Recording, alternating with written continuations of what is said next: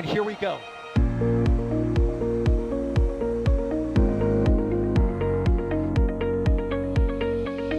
We have liftoff. Propulsion continues to be nominal. R68 chamber pressure looks good. Following up. Roger, roger, Atlantic. Water towers fly! Yes! Echo down to nominal. Flight downside FD off. Bring in FD off. Off. It's orange! 25! Oh my god! Oh my god! Decollage. Put that in the big bag, Eagle. 343 unfolds to go. Indeed. We rise together, back to the moon and beyond. The methane will be igniting in the flare, correct? Yikes. You read? Sure. We don't need any more of these.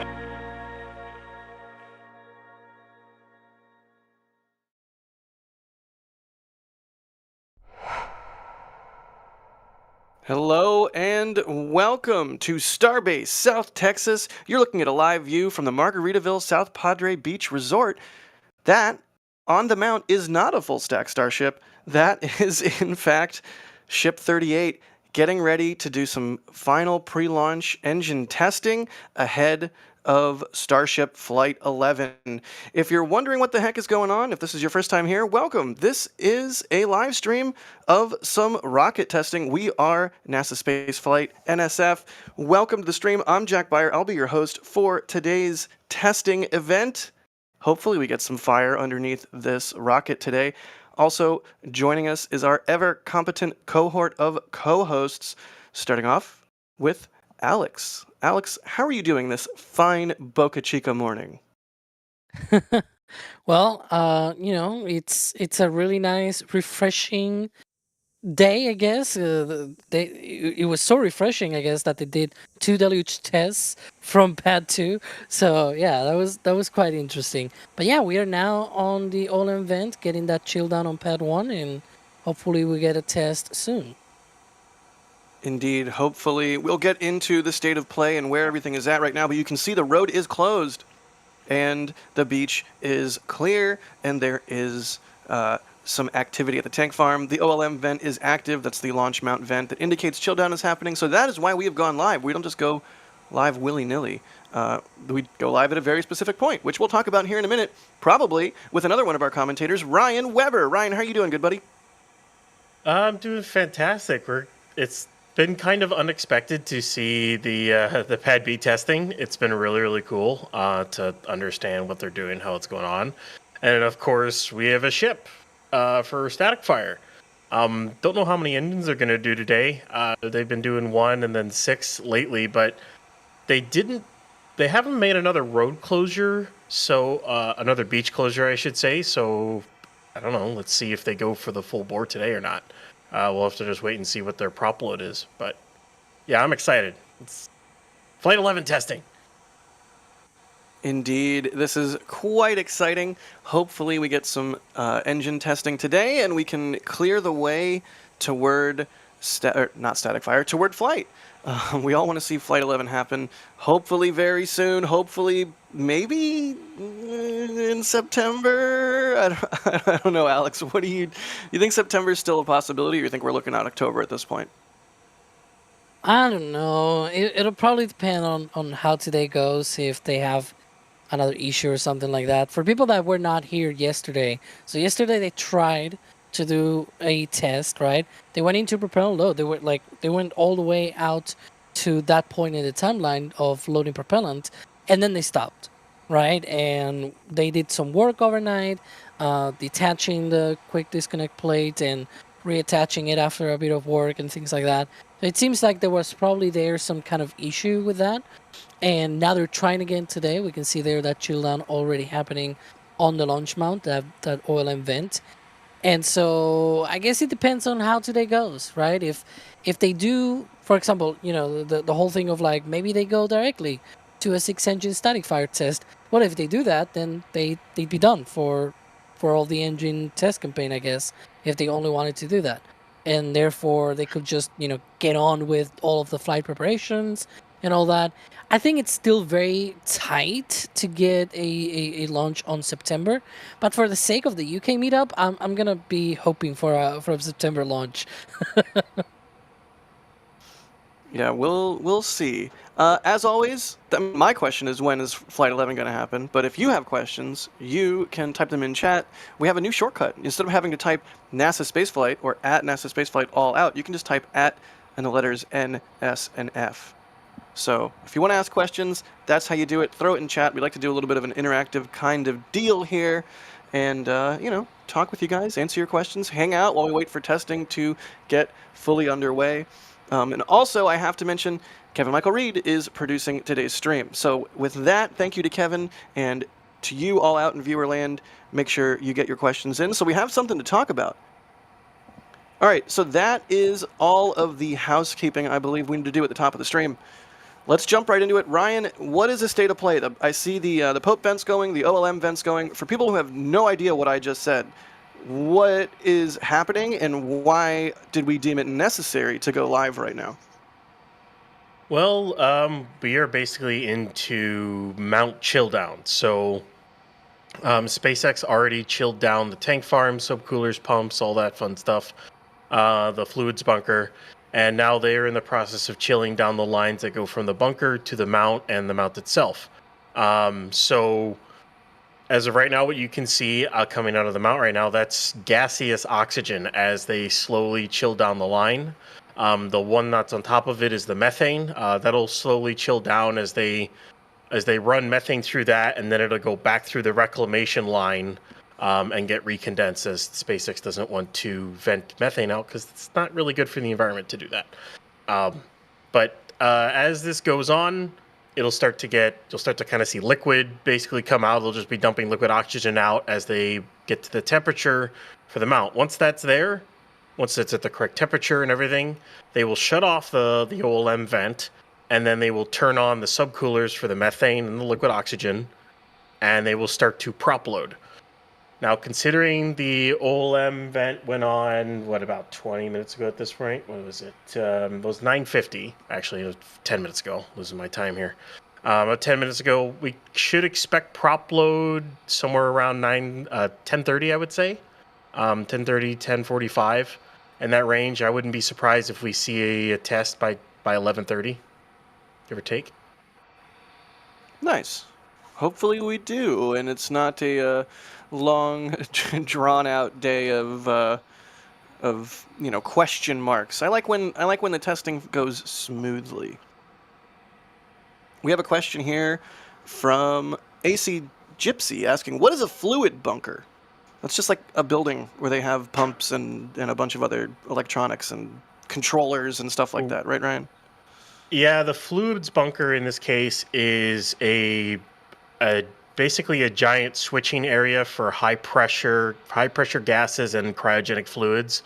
So for basically for pad A, whatever you want to call it, it goes through a set of valves and whatnot through that area so it gets split off, whether it gets split off to the tower or the mount and whatnot. So that's kind of where it is. The bunker's like right behind the wall.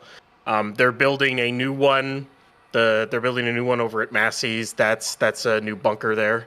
And of course, I'd almost call the bunker for Pad B the GSE building.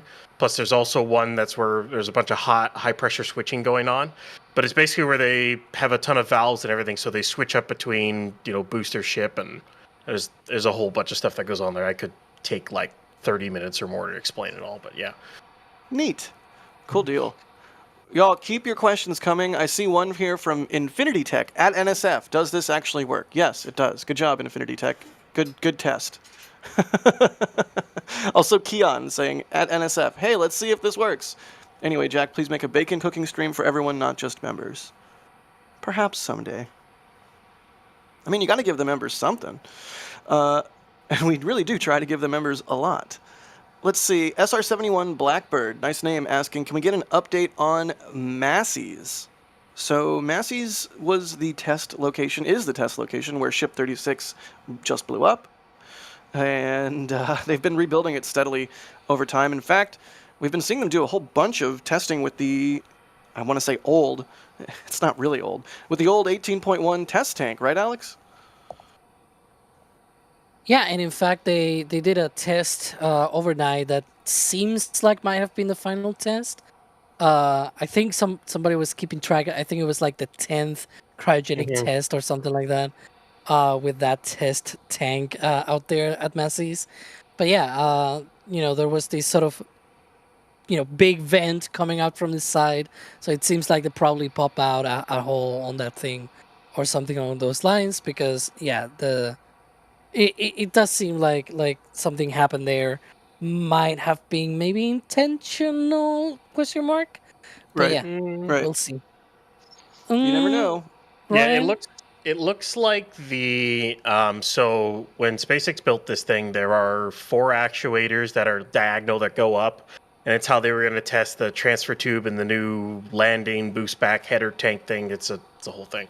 And then there was a horizontal actuator that they have in that they were going to push it back and forth to test that while filled with cryogenic fluids. It looks like it was the horizontal opening that just failed. I think somewhere along it failed, which is kind of odd because it has a bellows on it. But I think it just failed and a bunch of high pressure or decently sized pressure LN2 just shot out, basically. That's kind of what it looks like. So bottom line, Masses is going well. It's getting testing on the cryogenics side of things, right? It's the static fire test that the test stand for that got quite a beating during Ship 36's explosion. So they're still doing. I mean, they did Ship 38's cryogenic testing a while ago, and as we can see here, this is a test from yesterday. It's a time lapse, so it's a bit sped up. But yeah, they did that sort of test. They had a either that was either that was on purpose or a test to destruction. There is no Or vent something that there. went bad. Yeah. There's no vent where that large vent came out of. I'll just say that. So I kind of either they pushed it to fail on purpose, or it wasn't on purpose and it was an accidental. Either way, that is likely the end of that test tank and all of its testing, which it did. It did 10 cryogenic tests and who knows how many other tests. So definitely got its use out of it. It's really a beautiful tank. Like I remember photographing it when it rolled out from Sanchez, and the aft end of that thing is absolutely gorgeous. But also at the same time, like, good riddance. I feel like it's taken SpaceX a long time to get all the data they want from this tank, assuming this was the last test. So fingers crossed they got the data they need, and they can move on now to some of the other 18 series test tanks, like 18.3 or whatever that weirdo like skinny boy one that they just moved into Mega Bay 1 the other day is. That's but we did not a just test do tank. That's not a test tank. Oh Yeah. my god. You'll see tomorrow when you get to read the service update script. No, it's a. No it's a spoilers. tank. No spoilers. But one thing that we can sort of give a spoiler about, because it's already on the road closure website from the city of Starbase. There's a road closure for a transport from the production site to Massey. So we assume that's going to be for 18.3, the forward bulkhead, the one with the integrated hot staging interface and all that. So yeah, that's going to be another test tank that they're going to be testing here at Massey's in very short order. Yeah, fingers crossed. I'm excited to see 13.1 roll to Massey's. This definitely 13? I mean 18.3? I mean? Yeah, 18.3. looks like a leak to And here's one of those. I think what we're showing is precisely the Deluge test.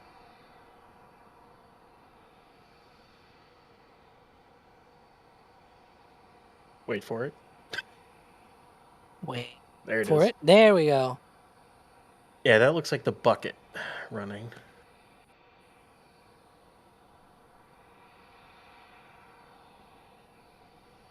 The amount of Is it going? water. Is it coming going out. again? No, this that's a is Oh, no, it's replay. the replay. I didn't see the replay. Classic Jack. That's from You have earlier. no. All morning, it's been like, oh my god, it's going, and I like run over to my camera and hit record. So I just got jump scared again. Thank you. Really interesting. I gotta say, from the Rocket Ranch outpost, that is a loud test. Like you can hear it, and it's not just loud in like a I hear the ship venting or the booster venting in the distance at Massey's and a launch site. No, that was loud. Like if I didn't know any better and I was not looking at the pad, I might think I had missed static fire. Or, like it was loud. I'm being repetitive now, but really I'm so excited. More excited by the day for a launch off of Pad 2. I mean, Look at all that water. it's a lot. Yeah. This is from highway, right? Imagine the steam cloud that thing is going to make. Like, if you have seen a Starship launch in person, or if you've seen some of the wider shots, maybe like a cell phone shot of launch, methyl ox burns clean, right? So there's not really a big exhaust plume like you would see for a rocket with solids. However, there is a large cloud of dust and steam generated at liftoff. In fact, that cloud can sometimes drift in a way that makes tracking the booster while it's coming back down difficult, because you have the booster and then it goes into that rising steam plume, just like a big cotton ball floating in an otherwise blue sky, and then you lose the booster for a little bit. I really wonder what kind of steam cloud Pad 2 is going to make. If it's going to be more directed, if there's going to be more steam because there's more water. I'm excited. I think especially from like this side view, it's gonna look like Saturn V, I think, with the two big exits front and back, as it lifts off. Except for it's gonna be a little bit obviously quicker than that. It's got a little bit higher thrust to weight ratio than Saturn V, but A little. a little bit. But I think it'll be somewhere along those lines. It's nuts when you the weir vent. So the pipe that goes up and then down again, it's called a weir. Basically, that thing that looks like a geyser in the background, right? Yeah. So that's the weir vent at the top. That's basically maintaining, releasing pressure.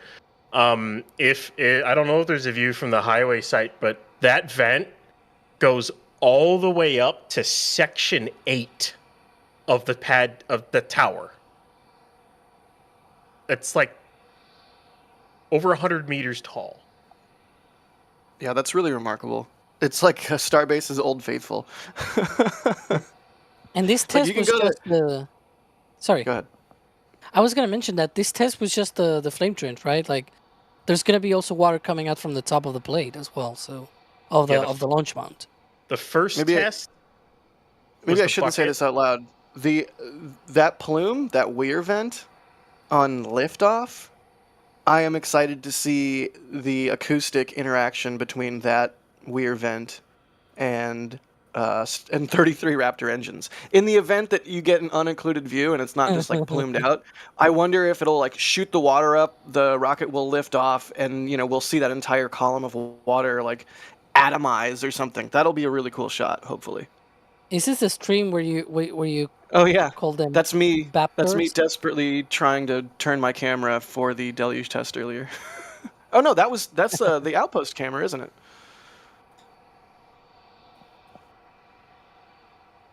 What did you say, Alex? Sorry, go ahead. I was gonna say, is this a stream where you reveal that you call them Baptors? Baby Raptors? No. You said Absolutely that at one not. point though. I say a lot of You were under things. the bus.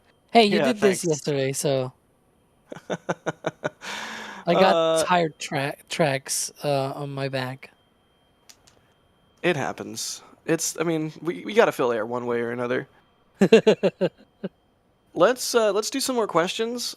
How long until we think that OLM vent's gonna shut off, Ryan? If you had to guess. Yeah, it started about 20 minutes ago. I'd give it another 20, give or take.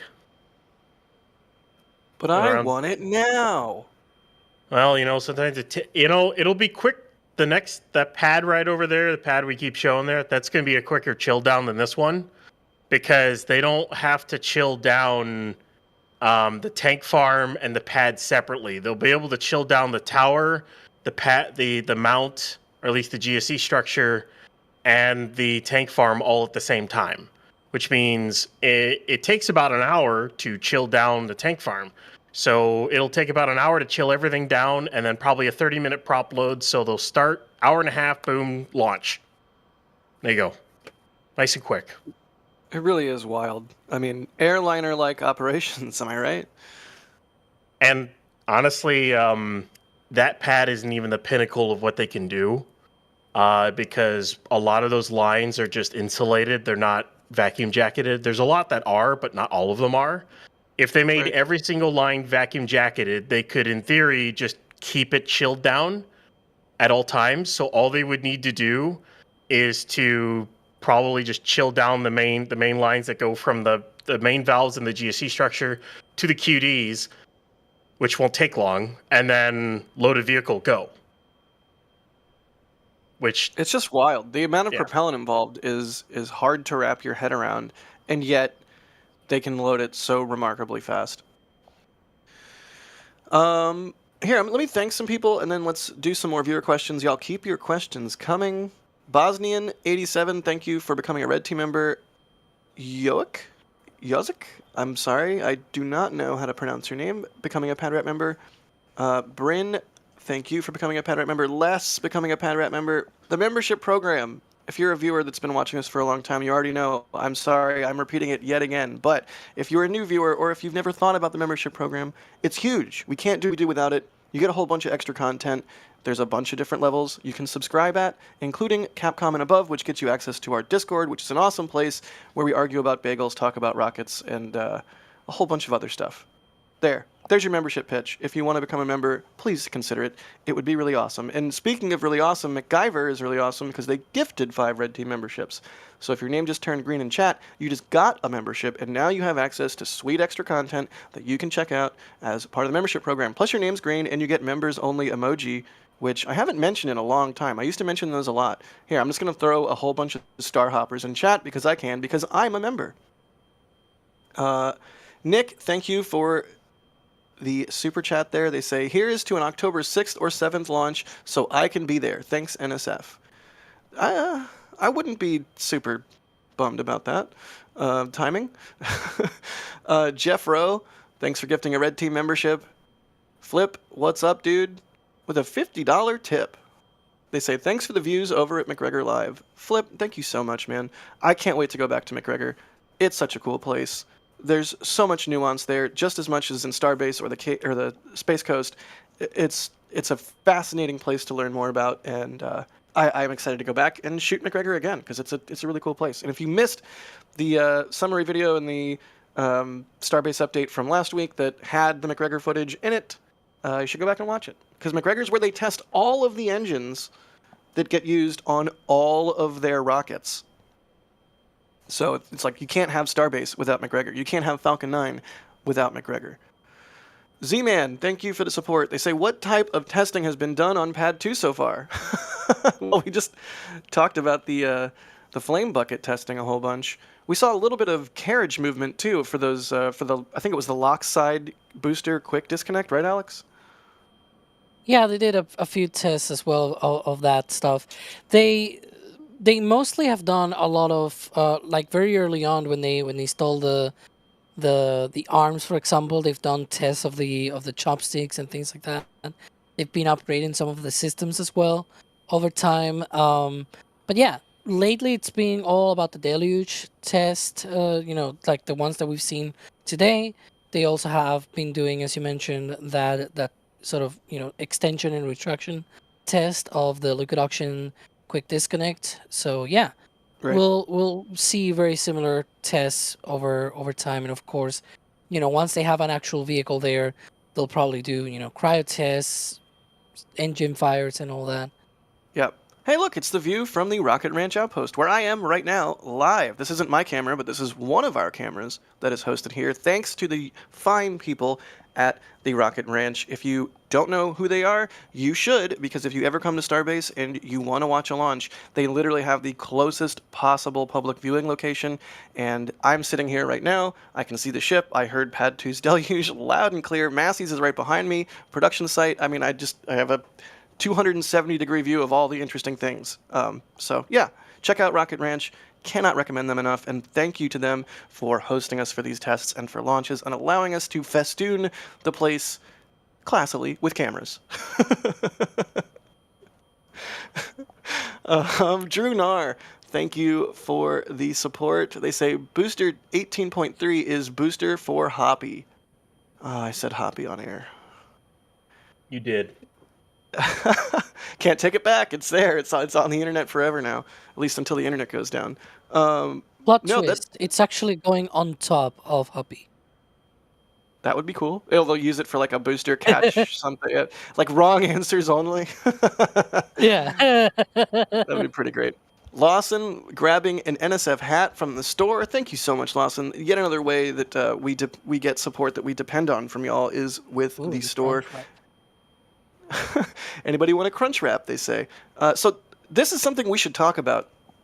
Yes, it's the name of a fast food item. It's also the name of what SpaceX is calling the new backing that they're putting underneath the tiles that, like, if you've seen in some of the member photos or some of the photos that like Caesar or I have tweeted, or any of the other people on our team that when they've been out here, of the tile application process on 38 and like 39, some of these most recent ships, they have a new sort of, I don't know if it's ablative or a gap fill or what, but they call it a crunch wrap.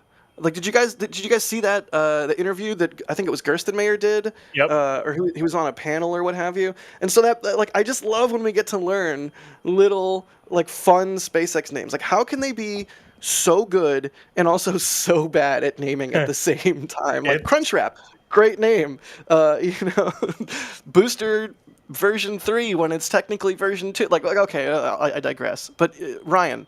That was a really great talk. Well, that was a OLM true... vent is off, by the way, or it's starting to turn off. Excellent. So prop load might be about to start. Yeah, it looks like we're into LOX prop load. But the one thing with that is they've been doing that crunch wrap since ship 36. All it is it's felt that is cut in a way that folds it up like a crunch wrap. That's all it is. It's not a new material. It's just another layer of felt, and they're using but it's a new production process. Previously, we've seen them basically stuffing felt into the gaps, which seemed like a laborious and hellish process. Now you put the backing on, you put the tile on, and it sort of folds up around the tile. Like, I'm not claiming it's some magical new material or anything. I don't think anybody did, but it's an interesting refinement to the process of tile application, and everybody, when 38 rolled out, I think we've all been marveling at how good the heat shield looks. So yes, I do want a crunch wrap, Lawson. I would love one. To me, the interesting thing that he said was that it's a material that they already use in Dragon. Like, I already knew, for example, the Pyron, the black ablative material that they use, it seems that it might be derivative of some of the materials that they use on Falcon 9. But it was interesting to know that the white material, the white felt, was also part of the materials that they use on Dragon. Like, that was also an interesting, neat piece of information that I was not aware previously. Right? Yeah, that was a technical update. Lamala, thank you for becoming a PadRat member. Chris S., thanks for the super chat. They say, is Merlin testing at McGregor for flight hardware or experiments? Yes, it's for both. Why test mature engines? Because they test all the engines before they go on rockets.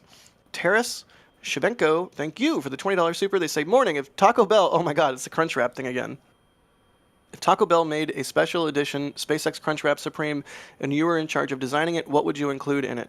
There would have to be, like, tile pieces. Or of some kind. Like, it would have to It would have to like have like black tomato or something that was like tile piece. I don't know. Well, we could go down this rabbit hole, but really the OLM vent just stopped, and we should probably talk about where we are in the flow. Alex, where are we at with things given the timing of the tank farm events we've seen thus far? We should be on propellant load. We'll get a full confirmation once we get a good view of the lines, because those are not protected by the booster hood, the quick disconnect hood thing, because they are on the exterior, right? So as soon as that propellant goes through them, they get very, very cold, and therefore we're going to be able to see that as it happens. Also, once that gets loaded into the ship, it'll get frosty as well as the propellant levels rise. So we'll get to see that as well, hopefully in the next few minutes. Now, the big Excellent. question today, I'm going to anticipate some of the questions maybe that some people might make. I have a list Is of it gonna really good be- questions here from our viewers. Yeah. I don't know. Let's see how good at anticipating you are, Alex. Is it going to be a single engine static fire test, a 6-engine static fire test? Because the propellant load sequence is different. What do you think? I don't know. I'm sort of in watching mode. They aren't They could loading do- methane right now. What? So they aren't loading methane right now. Yeah, I'll tell you they're that. not, because the subcoolers are definitely not active, but they can always load it later, because for either single engine or 6-engine static fire test, they only load a tiny bit of methane, right? So they can delay that part of the loading sequence if they wanted to, because it's a tiny bit, so it only takes a few minutes to load. That's okay for me at the very least. But yeah, if they were to test all 6 engines, they always load the liquid oxygen tank all the way up, right, to weigh down the ship. It's easier and things like that. It's safer as well. So they do that for 6 engines. For single engine, they do only just a bit. So maybe like a couple of rings or something like that of frost on the liquid oxygen tank. So depending on how long that propellant load sequence is, we'll get different propellant load levels. It also means that the next step after propellant load begins and we see the frost and everything is the engine chill. The engines need to get chilled down ahead of the test. If it is a single engine test, the propellant load sequence is shorter, therefore that engine chill occurs earlier, right? If it's 6 engines, it occurs later into the process once the propellant load sequence is actually more advanced. So we'll see what happens, of course, always looking out for all of these clues of like, oh, it's already frosty, so it's definitely into propellant load, etc., etc. We'll see whenever that happens. I mean, I sort of was expecting a single engine and then a 6-engine on, first one on one day, then one on the other day, sort of as we've seen in the past. We did not see an engine test yesterday. I think we were expecting one. It's hard to say if they were actually going for one. I assume they were. Could have been some sort of ambient.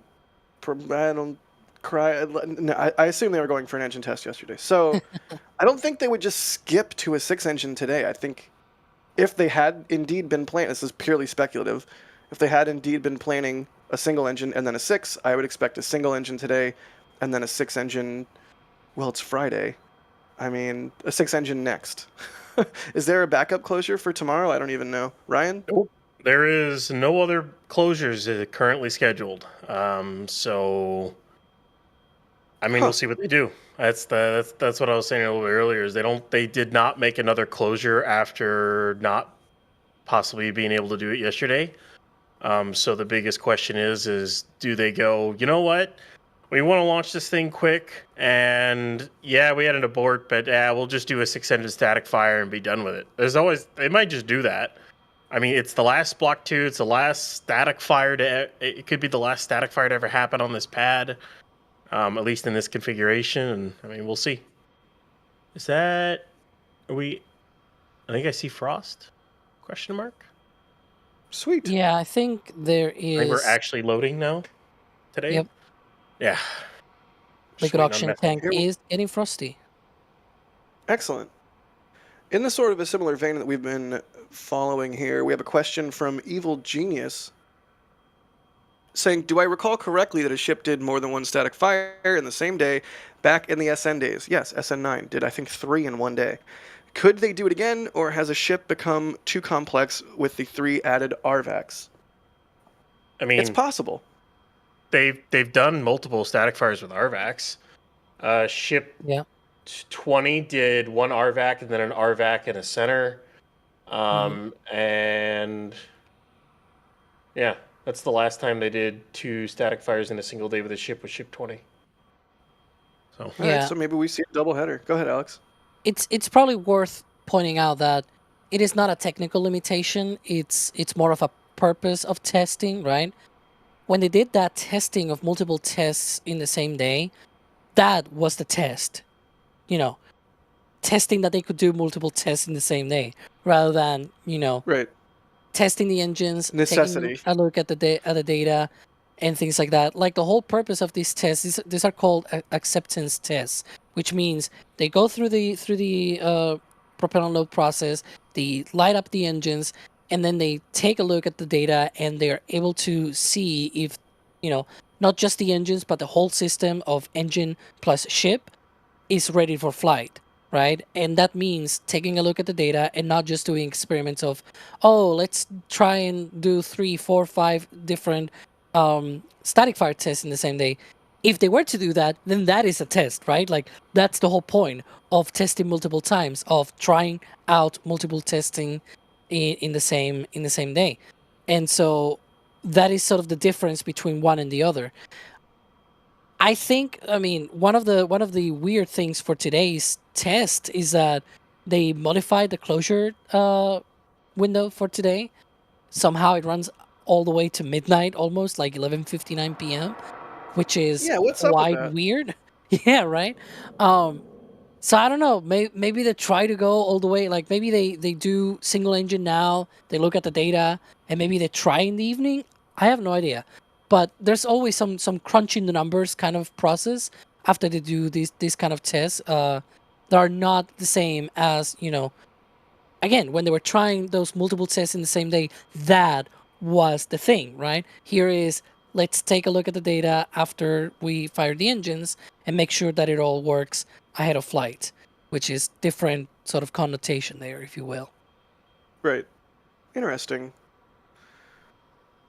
Keep the questions coming, y'all. Juna is asking, what is the estimated time for the static fire? Do we have an estimated time, Ryan? At this rate, I would say it's around 11 o'clock, give or take. I mean, there's always that margin of like plus or minus 5 to 10 minutes or so, but I'd say it's around 11. All right. 11 it is. Hopefully, maybe based on past experience and observations, etc. Caveat, weasel words. Right. It's testing. You never know what might happen, etc. Yada yada. Okay, I'll stop.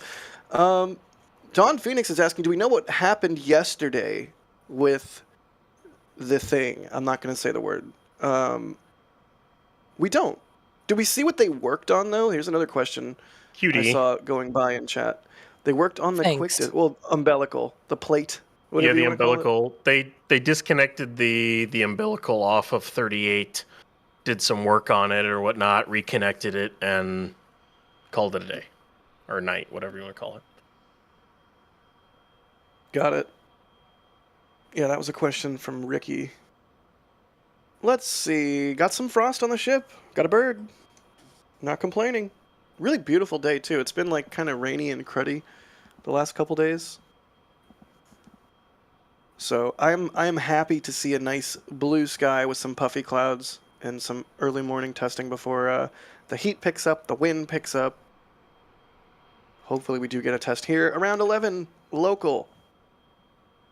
Sakura's Light becoming a Capcom member. Thank you so much. You get Discord access with Capcom level and above in the membership program. Pop into the Discord, say hey, and jump into the food chat channel and agree that what I think is a bagel is in fact a bagel. If you agree. Ninja Decimator. Pew pew pew. Gifting 5 red team memberships. Thanks, dude. Mark grabbing a print from the shop, one of mine, in fact. Thank you so much, Mark. They say, I've waited 10 flights to buy my first metal print as I wanted the perfect Starship photo, and I think this photo by Jack is it. Thank you for your dedication. I mean, I don't even know what to say. Thank you so much. That means more than I could possibly express to you in words. I'm quite proud of that image, and a lot of times I nitpick them, even when I'm proud of them. I wouldn't really change anything about that image. Thank you. It means a lot that you like it enough to put it on your wall. I'd rather be flying an X-Wing. $10 tip. Goes straight to us. Thank you so much for going through the extra effort there, buddy. They say Olive Garden is to Italian the same way Taco Bell is to Mexican and Panda Express is to Chinese. It's not authentic, but it's not trying to be and can still be tasty. I don't agree. I'm sorry. I don't agree. I hate Olive Garden. Tomato sauce. Okay. Olive Garden did an And if under. you like Olive Garden, you're wrong. New tribalism unlocked. Okay, Jack. They do one good thing. One. They're breadsticks. No. That's about it. Nah. That's about it. The only thing. Here, as a consolation prize, I'll close out one tribalism and I will start this new one. So here we go. Alan W. Live on air. Here we go. Alan W. Jack. Hopper is its formal name. Hoppy is a term of endearment, not denigrating at all. All right. I am fine with Hopper. I'm putting the Hoppy thing to bed. You can call it Hoppy. Hoppy's an appropriate name. Jack. But I'm going to start a new tribalism. Olive Garden's bad. Go ahead. Methane subcoolers are going, which means we should be into methane load now. Oh yeah, the which test. is a good sign. Yeah, the thing in front of us. Sorry. Continue, Jack. Sorry. It's a big moment. I'm saying Hoppy's okay. We can say Hoppy. I'm not going to complain about Hoppy anymore. We'll clip it. Yeah, clip it. Everyone clip it. Clip it and play it tonight. Yeah, I'll have to play it. Space Pope will have to make sure it gets Put played it in the tonight, intro next during to the TFT. Electron. Yeah. Yeah, put Oh, it no. put it in the intro next to the Electron that Peter Beck didn't see. Yep. It's got to go on TFT tonight, too. I forgot I'm on the Flame Trench tonight. What have I done? That's your fault. Well, we know what SpaceX is doing, attempting anyways, to static fire this ship today. Hopefully, they're loading methane and loading oxygen onto the ship. That's the oxidizer and the fuel. So, in about 26 minutes or so, sometime around 11, we don't get times, we don't get precise warnings. It used to be, back in the day, they would have a sheriff drive through the village and, like, around on Highway 4 and blare their siren. Remember the 10-minute siren? Those days. Like, all never of really the, 10 minutes either. We have watched this program for so long, from different iterations of pads and test stands and different tanking flows, like all of the different indicators that we learn and then go away. Like, remember the tri-vent in the serial number days, like in the low altitude hop days? 12 seconds or so before engine ignition, we would see that pulse from the tri-vent. We would all freak out because we knew it was about to happen. Not anymore. But now we still do get these indicators, and good to see those subcoolers firing up. Good to see methane getting loaded onto the ship.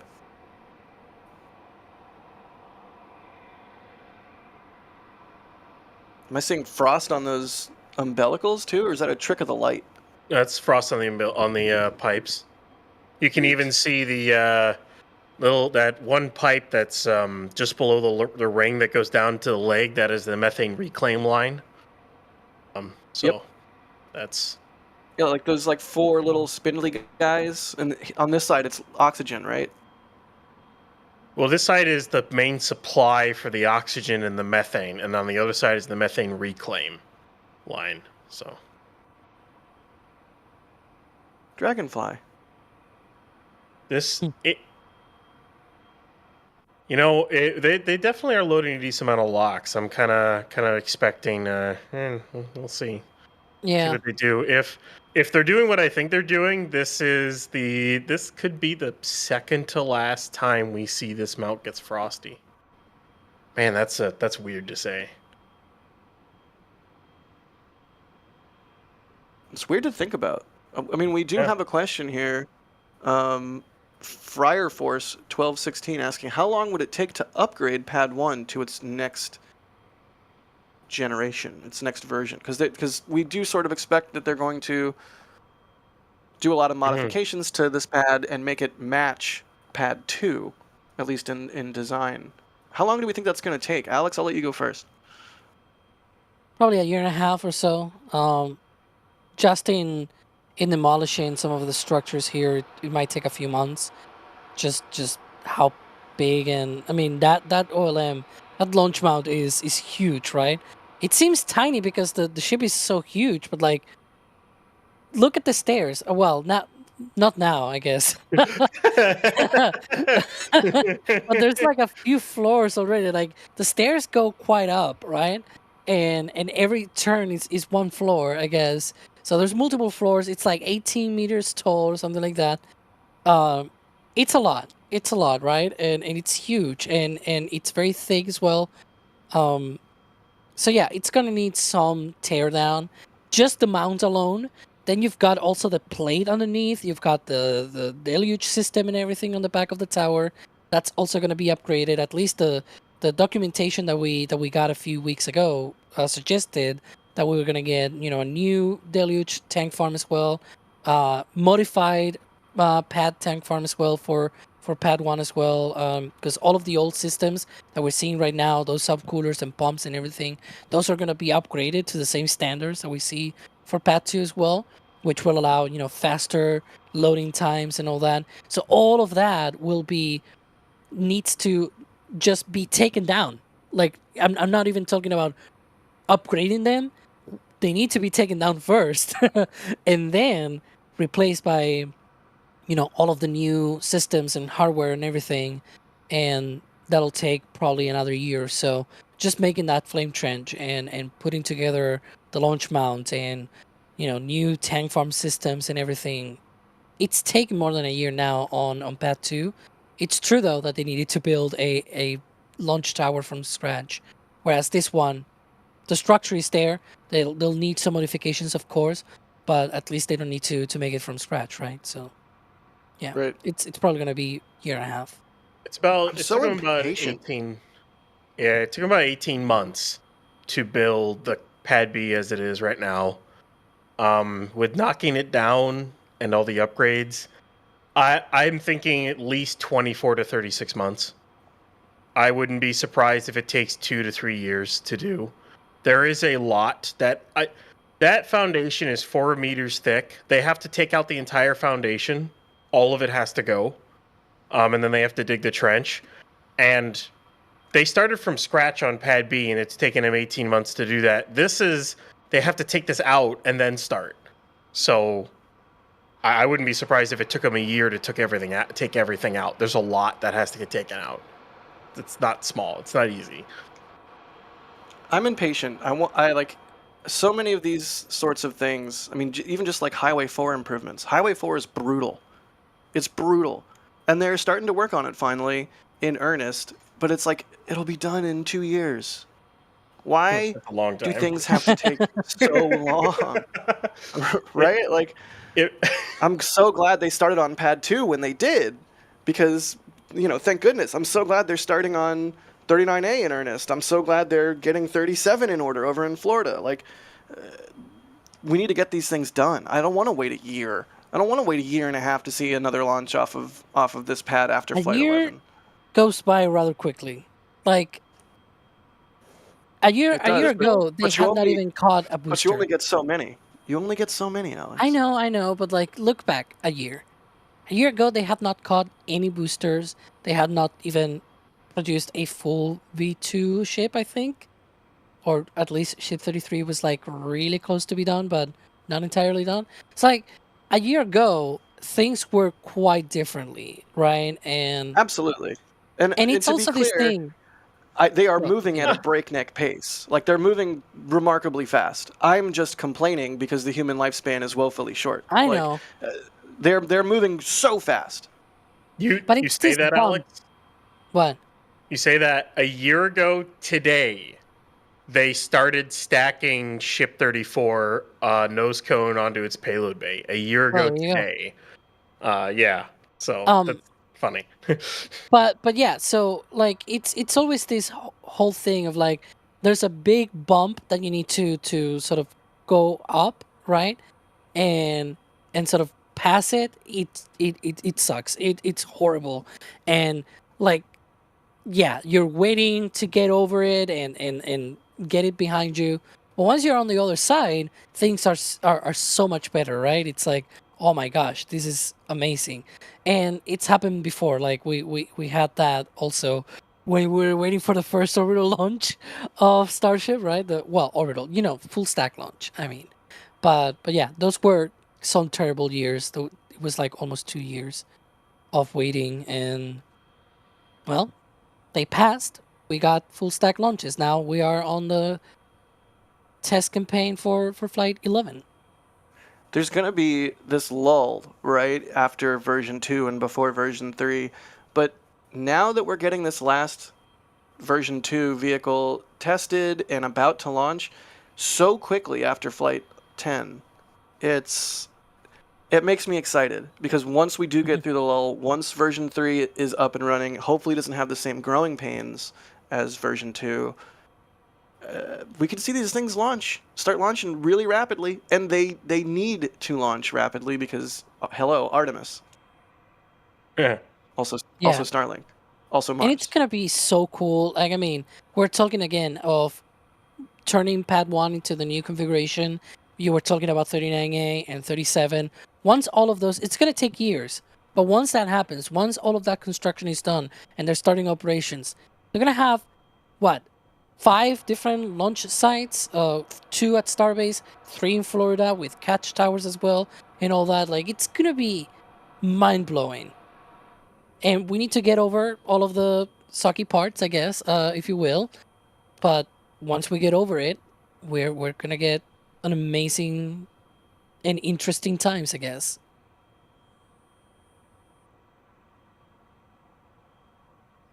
Talking while muted. I was. How do you know me so well? It's like we've live streamed for hundreds and hundreds of hours together or something. Yeah, You you're know me muted. incredibly well. Oh no. Infinity Tech is asking, is the rocket ranch closer to the launch site than the keep out zone for boats? Yes, markedly so. I think it's like 4.5, maybe 5 miles to the shipping channel from the pad. I think the ranch outpost is 3 and change, 3.5, 3.6, somewhere in there. Also, you have to think about how this vehicle looks on the pad in terms of what do you want to see at liftoff.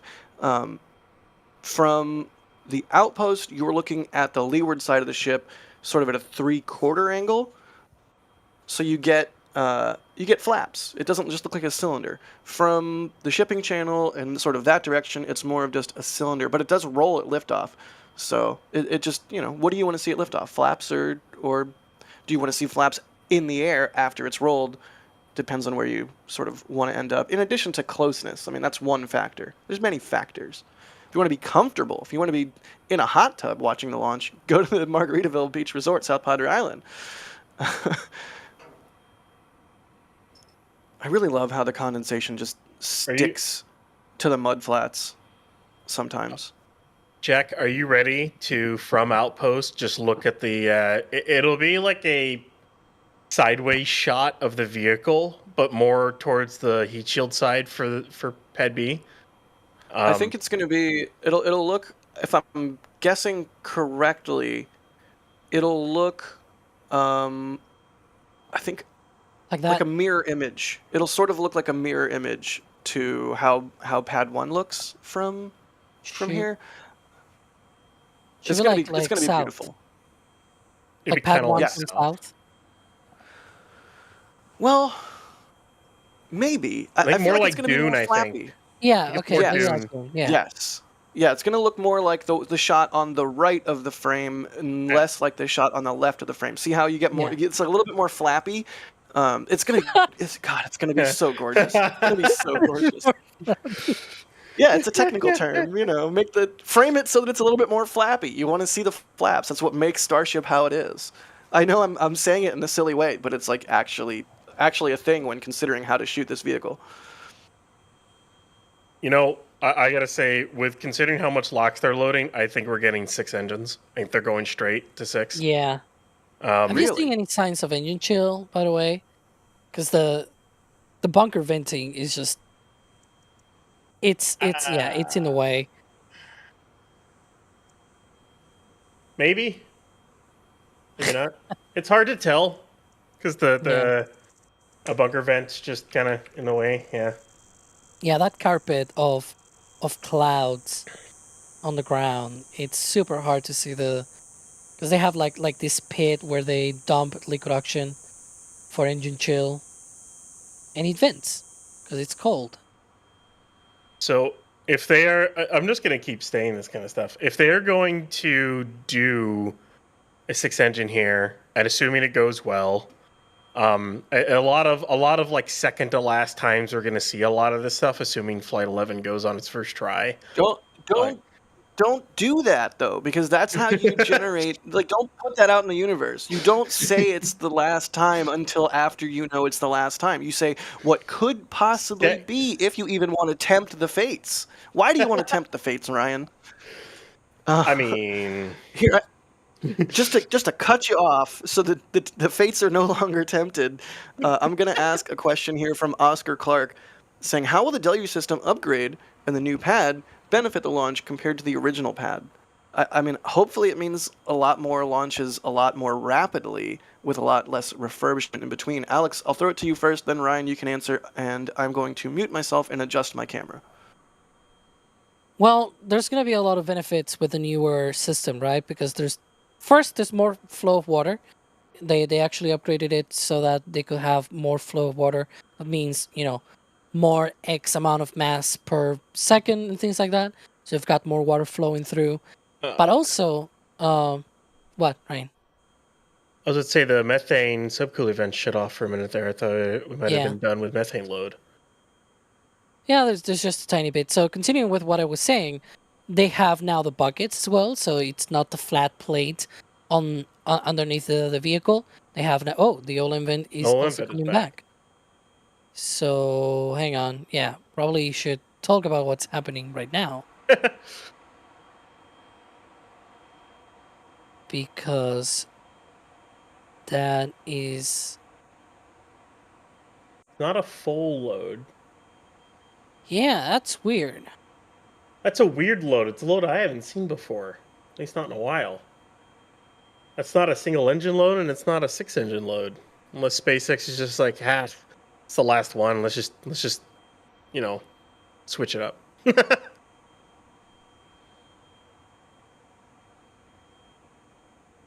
Well, if they are going for a static fire test, assuming... Yeah, so assuming this is not anything that we don't want, let's put it that way. If it is the end of propellant load, then that means the next thing to watch will be the detonation suppression system. That sort of mist of water with gaseous nitrogen underneath the launch mount. And then the deluge will come up, and then engines will fire. So we'll see what's going to happen. But it's definitely quite interesting that they have not loaded as much liquid oxygen. The Olin vent is acting weird though too. Yeah.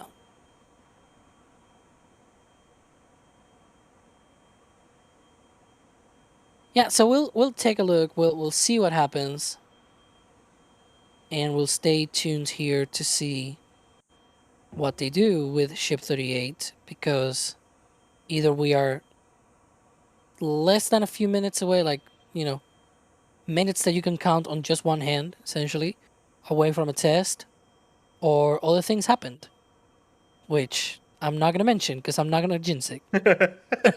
Yeah, don't be like Ryan. Don't manifest things into the universe that we don't want to see. I'm just giving you a hard time, Ryan. I'm sorry. No, it's fine. It's good. It's good to be real. Like, you need to have optimism and realism paired. Because if you just have optimism, then it's not good. I'm also looking for this little vent. With With the bunker deep vent vents. basically going away, that kind of tells me they're done with prop load. Yeah. Do you think that's the engine chill pond there on the left? Yeah, that is. What we can see? Yeah. Really We'll wait for beautiful day flap too. testing. Flap testing will be T-minus 10. So I mean, has been in the past. it has We been. assume, We'll put it that way. and Yeah. we assume it will be again, but we don't know for surezies.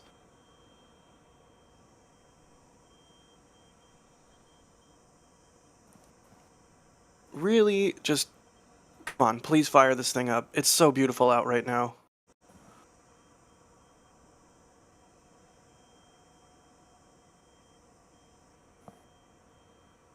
Nick Petros, thank you for the support. They say launch October 6th to 10th will work for me. Let's go. Thanks. We don't know when launch is going to be yet. Have to get through these tests first, and then we'll start to get more and more indicators in the form of paperwork and NOTAMs and things of that nature. But hopefully this test goes well and we can see a launch soon. Either way, it's going to be remarkably fast after Flight 10, one way or the other. Yeah, that's interesting. You can see there. What? I said, Jack is saying it's remarkably fast after Flight 10, and I'm like, considering the fact that they don't have Masseys to do this. Yeah. Right. Imagine if they did have Masseys, how quickly they could have gotten this done without needing to modify the launch mount and everything. Yeah. But there you can see on the big view there on the center left, I guess. There's like a good 2 rings off there from the propellant load on the liquid oxygen tank. Yeah, it's weird. It's a weird load. Yeah. Watch it be a spin prime. I mean, it is important. It is important to note that we don't necessarily, we don't get told by SpaceX what a certain test is going to be. We just have seen basically every test. So we go based on experience, and we go based on what we think is going to happen. And we try and be clear when we're speculating versus when we know something, etc. So who knows what sort of testing could occur today. We expected an engine test. It could be something other than that, like a spin prime. It could be a spin prime then an engine test. We could see multiple engine tests. Who knows what we're about to see? That's part of the fun of Starbase. You never know what you're going to see. That's why we call it Texas tank watching. Ninja Decimator, I'm not going to do the sound effect or the cool voice because you're saying I don't know bagels, but thanks for the support. I think the panel's broken. Nope, it works. I'm getting antsy. Should I roll my slow-mo? It can only roll for 7 minutes before I have to roll again. And also maybe it overheats. I think I'm gonna roll it. Well, we can't do questions. It might be about to fire. Canon, my kingdom for a 4K 120 FPS camera that does not overheat. Just put an ice pack. It's okay. I have a little fan dealie that like lives where the fold-out screen folds out from. That does help. It's got like a heatsink on it. It's a dedicated thing for my brand of and model of camera. And yet, yeah. Okay, I'm gonna roll my camera. Space Pope says, "Bless this flappy test." I'm going to let you two speculate wildly about this weird prop load. Ryan, why weird prop load? Thank you, Space Pope. Yeah, it is kind of an interesting question. Either they're doing a different test, they decided to do a slightly different prop load. They could be in a hold, which would be kind of interesting, or the other thing, the word we shall not say. I don't really know what it is, to be honest, because usually if it were that other thing, we would see the OLM vent on a little bit more or whatnot. So I'm just kind of sitting here waiting. But I think the engine chill pond is kind of dying down too. Huh. Huh. Huh. Well, we'll wait and see what's going on. I feel like the detonation suppression system could fire up at any second. I wonder what my heart rate is. I should check my heart rate. 120 beats per minute. That's not good. That's I'm the sitting bacon down. beat. It is. And the Red Bull. Desmo Bluefire, thank you for the super. They say, been a long time since I've done a super chat. Always enjoying watching the live coverage. Keep up the great work and go Ship 38. Yeah, I remember seeing your name around a lot. What's up, buddy? Thanks again for the support. Cole says, let's go Ship 38. Yeah, maybe we need some like cheering on. Maybe Ship 38 got a little nervous. And it needs some goading. Chat, goad Ship 38 into into static firing. Maybe that'll work. Surely. AC Gypsy, thanks for the $5 tip. They say NSF is the best. Visit Rusty's for Florida rocket viewing and port views. That's also where we have some of our cameras for Space Coast Live. I have to like will myself to not say Starbase Live. When will we see Starship fly from Florida? How long do you think it'll be until we see Starship fly from Florida, Alex? Maybe summer of next year. Yeah. Sorry, I'm being distracted. For things that, yeah. I hear you. It's related with Starship actually from Florida, because there may not have been a flyover. So yeah, probably summer of next year. That's my take. Maybe fall if things don't go fully smoothly, right? With testing the pad systems and shipping the vehicles and whatnot. But I think definitely next year we should see. If we don't see a launch next year, I'll be very, very depressed. Out of 39A, I mean. Yeah, I would generally agree with that. With that timeline, it's gonna be so cool. I mean, in the same way that I'm excited for Pad 2 and Starbase, I'm also excited for Starship from Florida. Of course, also Starship version 3. There's a lot to look forward to, especially once we start getting like tanking tests and HLS starships. Here's a question from someone named Jack Beyer. I don't know who this Yahoo is. Do you think they'll launch any HLS stuff from Starbase, or do you think they'll send all of that to Florida? Because we still haven't seen any real HLS hardware except for that one random nose cone recently and that one random nose cone forever ago in like the SN5 and 6 era. So by the time Florida comes online, if it's middle of next year, would they even need to do any HLS Starship stuff from Starbase, or would they just barge it all over to Florida? That would kind of be a bummer, at least for Starbase people. Before we get into that, Jack, looks like the methane frost has definitely gone down, or basically gone, which means they detanked that. So yeah, we are on a board. This was an abort. We need more abort license plates. I knew that would get a laugh from Alex. I knew it. No, my son is also named Bort. I can't hear the word abort and not think of that Simpsons joke. I just can't. Well, there is 13 more hours of closure today? Yeah, 13 hours. So Yeah. Whee! Who wants to stay around for 13 hours? Detank and me. recycle. Me. We have a lot of good questions still, actually, that I was like hesitant to ask because we were in the thick of it. But if this is indeed an abort and they're detanking that methane, then no static fire. Something was seen that was not optimal, and it sounds like my camera just overheated. Alex, say something. Well, if it overheated, again, ice packs or fans or something like that. I don't know, but yeah, it's interesting. We'll see what happened. Normally we can guess what happened if we see certain types of work, just like we saw overnight. You know, them working on the connections to the ship and things like that. Those makeshift connections, if you will, that they did to be able to sort of bypass the booster lines and all that, so that they can fuel the ship. So yeah, we'll see what happens once they, because obviously if it wasn't on a board, we'll see if they have to go out to the pad, or if it's something that they can, fix remotely, but they need to detank or something like that. Sometimes that happens, right? But yeah, we'll see what kind of degree of work they need to do on this. If it's a lot of work, I don't know about a test later today, even if it's like 13 hours from now.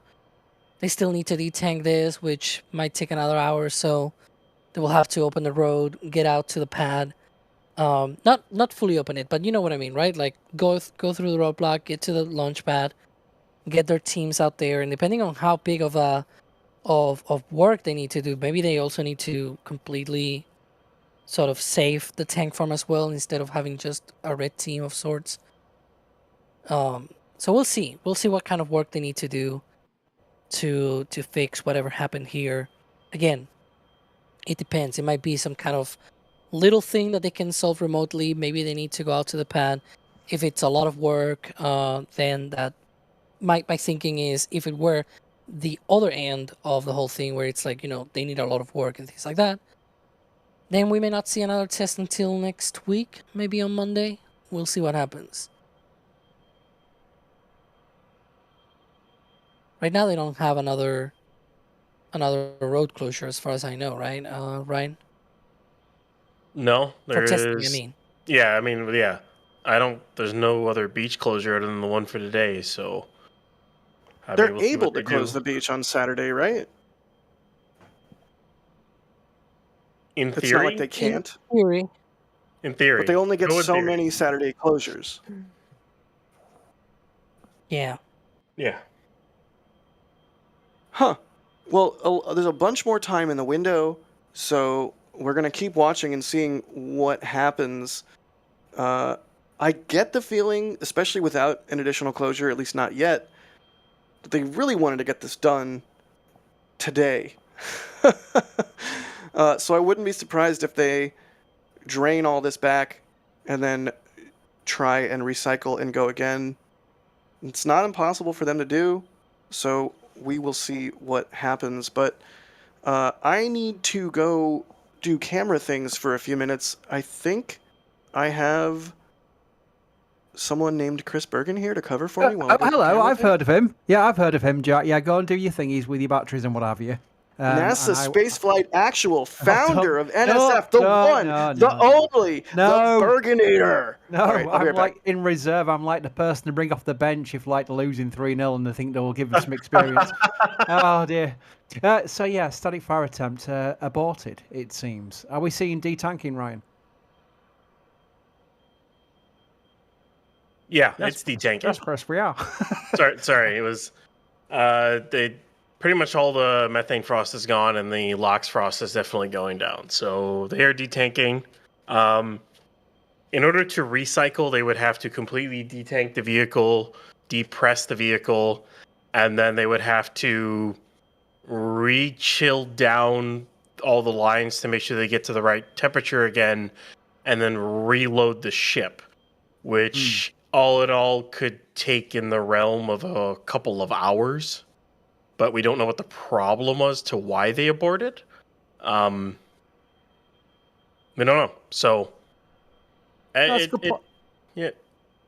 Sorry. It's a good point. It's fine because you were answering the question I was asking. It's for a context for people maybe joining. I put out a post for milestones like propellant loading and the abort, and that's when you get people clicking on a link to come through and find out what's going on. So I'd like to have us talking about why and what could happen next for the people basically just popping in right now to wonder what's going on. And the thing I would say is what you brought up earlier. What if they have to send people out to the pad? And that could be a case of it's got a window to recycle. There's plenty of time in the window to recycle, but we don't know what's potentially needs repairing. It might be something where they have to take it overnight, replace a hose, something like that. So it could be the end of the day. Or it could be a quick recycle without even people going to the pads. So we'll keep an eye on the roadblock as well, won't we? Yeah, we'll definitely keep an eye on the roadblocks, see if there's red teams lining up to go. But usually in this kind of case, they'll want to fully detank the vehicle, and then depress to safe it before they would send the red team out there, because you don't really want to send them out there with a bunch of liquid oxygen inside of a vehicle, especially a vehicle that's not at flight pressure, but it's definitely at pressure in the tanks. It's not exactly safe. It is stable, of course. I mean, this thing is designed to do that, but you don't want to really risk people to do that. So they're going to want to safe the vehicle, and then they'll send people out there. The question is whether or not they keep the road closed while they do that to keep the tank farm chilled down, or they open the road entirely, open the beach, and they're done for the day. So that's kind of something we'll just have to wait and watch for. That's good, though. That's good context, because we'll know if they're finished for the day when they start opening the whole place out and let the beach open as well, because they're not going to do a recycle on the same day if they open the beach.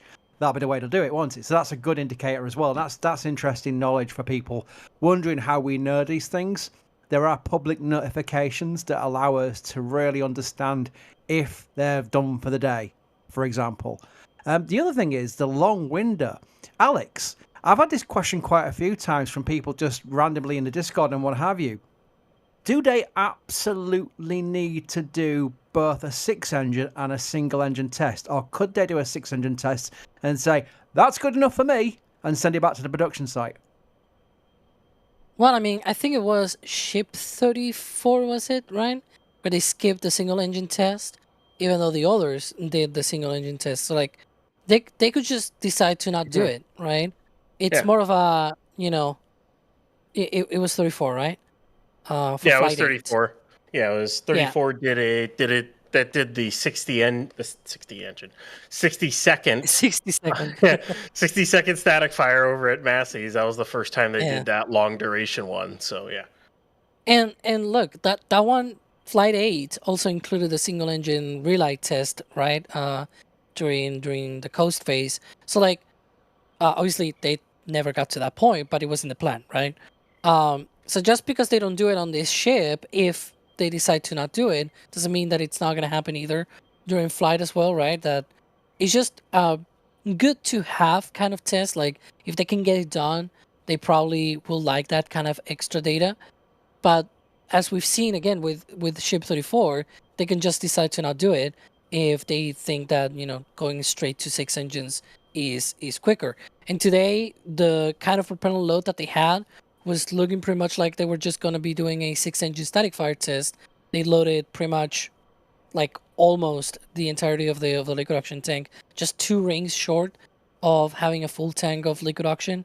So like 80% load, I guess, or 75%, give or take. But yeah, so we'll see what they do going forward. As you mentioned, Chris, could be something quick, may be able to recycle within the next couple of hours. Maybe it's something that they actually need teams out there and more time to repair and things like that. Maybe they try later today in the evening. Who knows? But that's sort of the status where we are right now, where it's like, what are they going to do? We don't know. Yeah, just reading chat again, this whole static fire requirement before a flight is something that we're used to now with Starship. It's something they still do with Falcon 9 with new boosters, for example, at McGregor. They'll fire them at McGregor. You just don't see them do it at launch site. I think they still do the occasional static fire for big flagship missions, don't they, right? Where they do want to just test the engines out. It's very rare, though, these days. Are we going to get closer to an era with Block 3 where after, say, 5 successful Block 3 flights, which we all hope for, they go, you know what? We don't really need to focus too much on static fires unless it's the first flight. Maybe something like that. Can you see a path forward? Because this is a rapidly reusable launch vehicle they're looking for, and static fires take up a bit of that reusability turnaround. Yeah, I think the one reason why, especially they do it for Falcon Heavy, is because it doesn't fly a lot. So when they do Falcon Heavy, they need to retest all the GSE. Because when they do it, they have to modify the transporter erector and everything, and they basically add in 4 QDs for the 2 side cores, and they need to test all those systems and everything. So that's one of the reasons why they static fire Falcon Heavy, is to test everything again. In terms of Starship, the first built ship will always do a static fire like a Falcon 9 does. I don't think that'll ever change. It's a good verification of not only the vehicle itself, but the engines and everything else. And it's a good way to keep your testing and your ground systems working if you use them. For those who do Delta 4 Heavy, it was used so little they had numerous amount of GSE problems anytime they tried to fly, is because mechanical things don't like to sit around and do nothing for a while. It's the same for planes. If a plane sits for a while, it tends to just stop working in some ways. It does. Same with like cars and whatnot. I expect eventually they won't static fire ships or boosters after flights.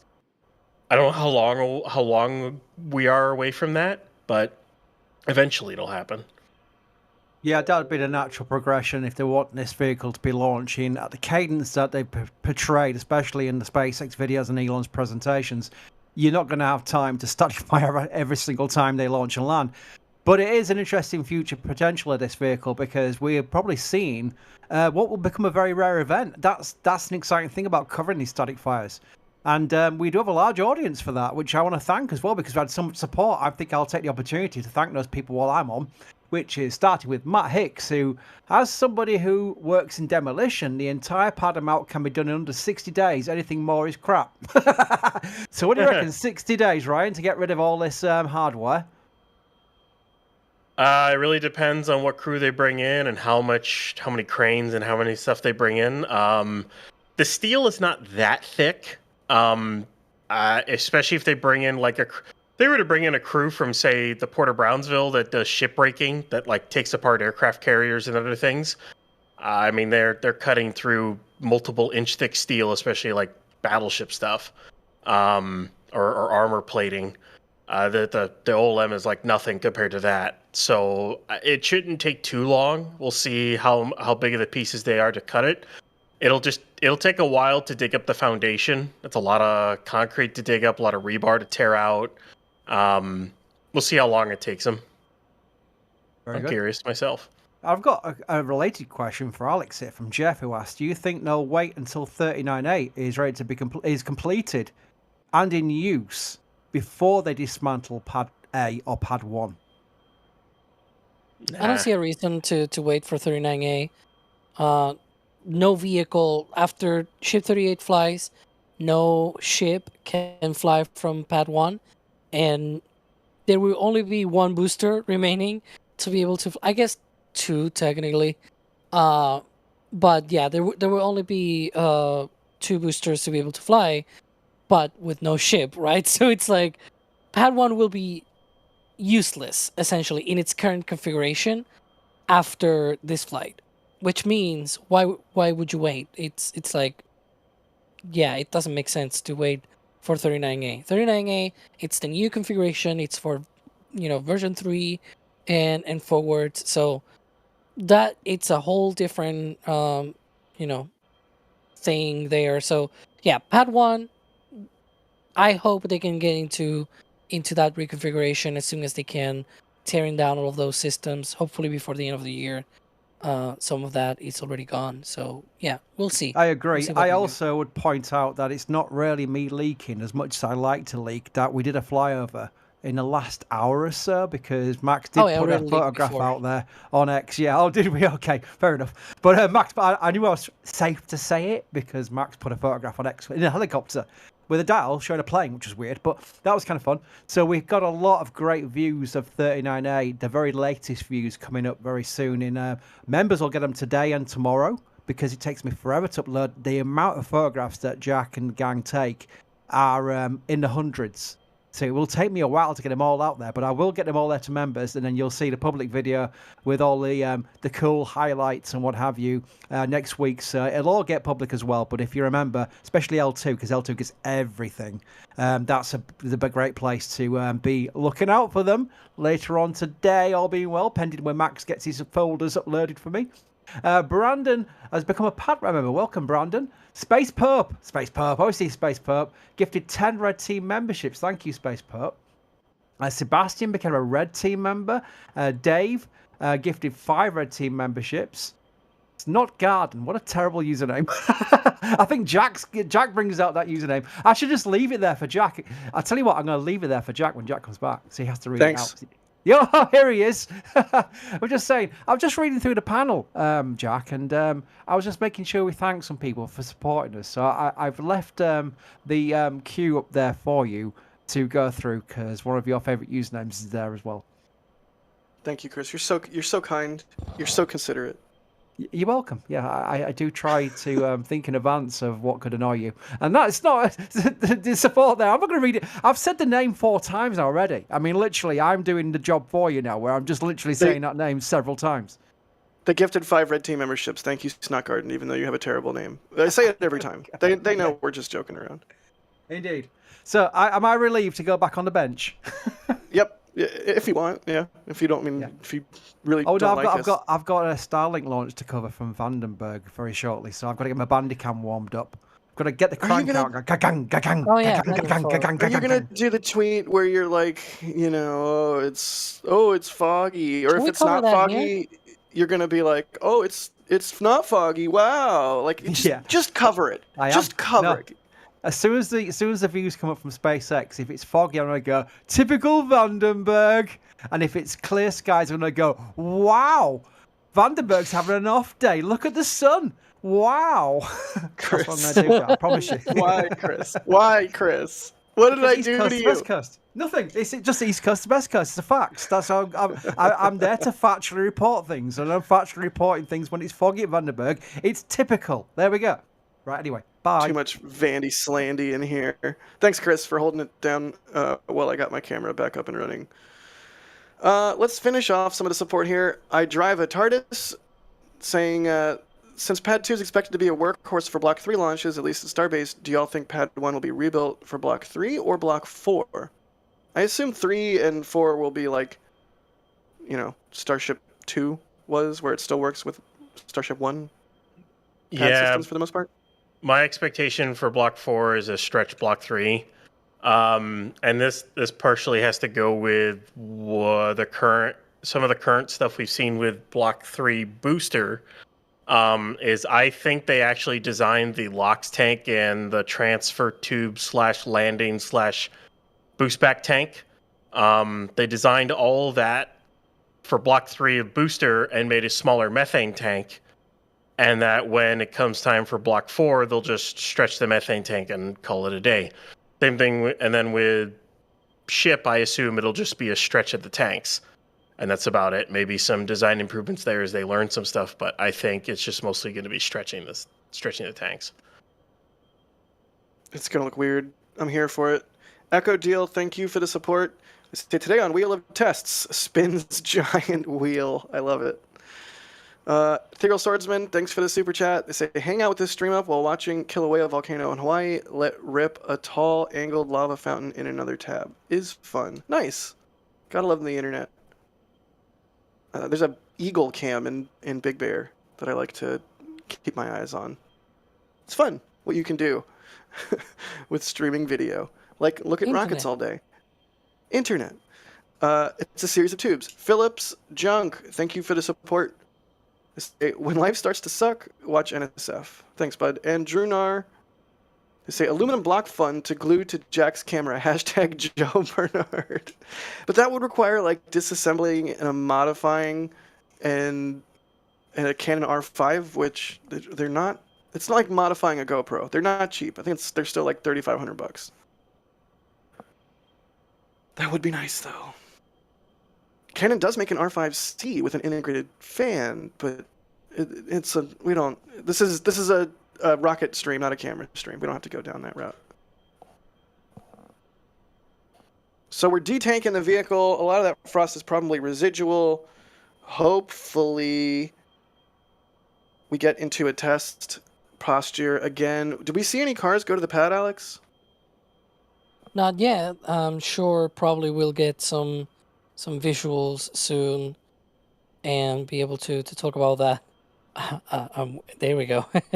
So yeah, there's still cops there. Obviously, no employees yet. I would say it's very early right now, but maybe give it about 10, 30 minutes or so for the launch pad and everything to be fully safe for people to go out there, and maybe we'll see what happens.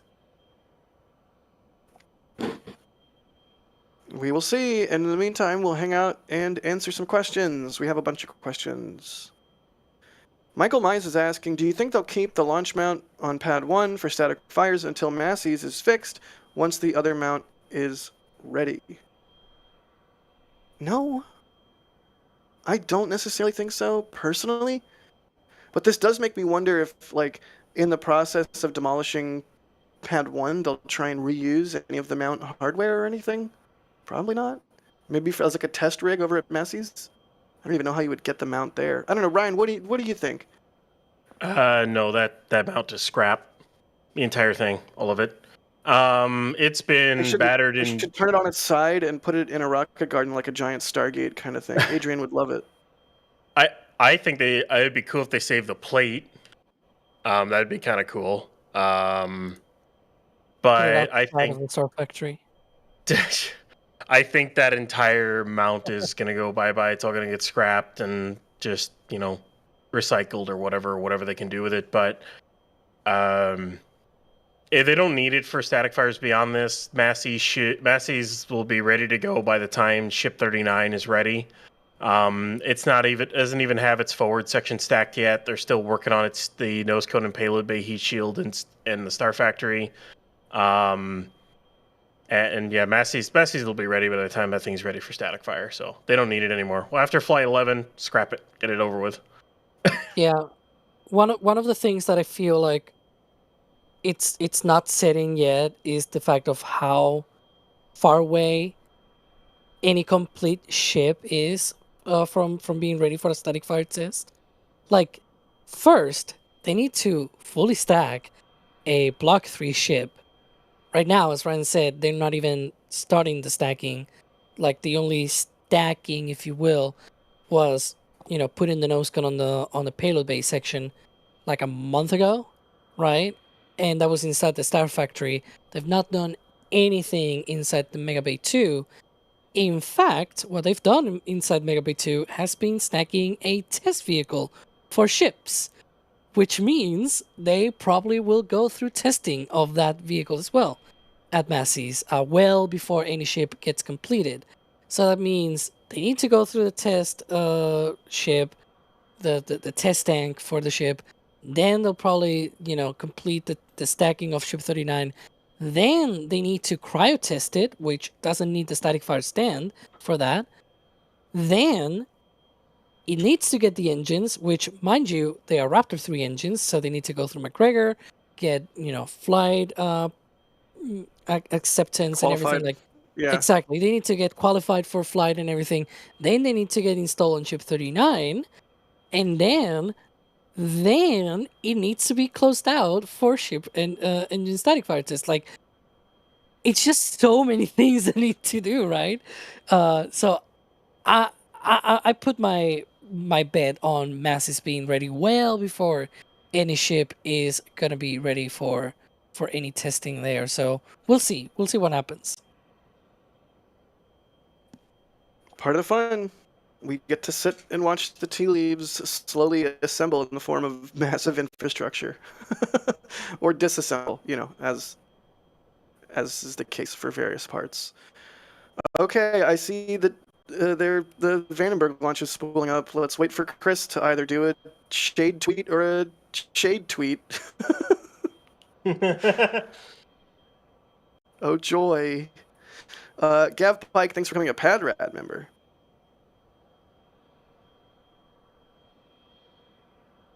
Les537 says, wouldn't it be cool if the stainless steel could be anodized like aluminum? Maybe each ring a different color or a blue booster. So cool. That would be neat. Like, make an all-black anodized Starship, or an all-white anodized Starship, or an orange one. It's orange. I'm still excited to see what a ship looks like after it's gone through re-entry heating. and landing burn heating. The oxidation, I think, is the effect name that on the steel is going to be, I hope, if it's anything like what I think it's going to be like, anything like the top of a booster after getting hit by the Raptor plumes from stage 2, it's going to be really beautiful.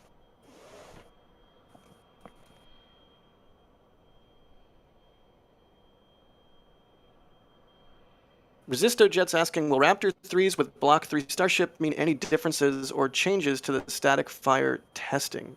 Probably a lot. I don't know. This is a Ryan question if I've ever heard one. Yeah, there's definitely gonna be load changes in how quickly they're gonna load it. We've definitely even seen just with the upgrades to Massey's that they are upgrading how many pumps they're gonna have. Oh, look, it's Falcon 9's creating the fog on its own. Grumble, grumble. They'll likely load ship a lot faster because currently ship load is it's like 45 minutes, give or take 50 minutes. I kind of expect it to get knocked down to like 30. So and booster maybe around 20 minutes or so.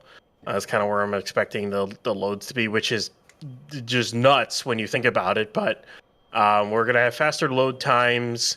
Of course, the Deluge is going to be a little bit different on Pad B for booster testing. It's still the same Deluge over at Massey's for ship testing, but the timelines will definitely change because they want to load quicker and have a colder propellant, especially for booster. So excited for Block 3. Yes, Vandenberg is foggy sometimes, a lot of the time, a portion of the time.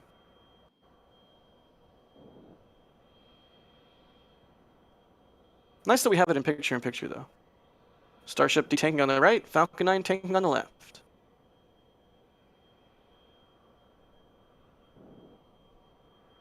What are we, 3.5 minutes to go? And it's a Starlink launch, right, Alex?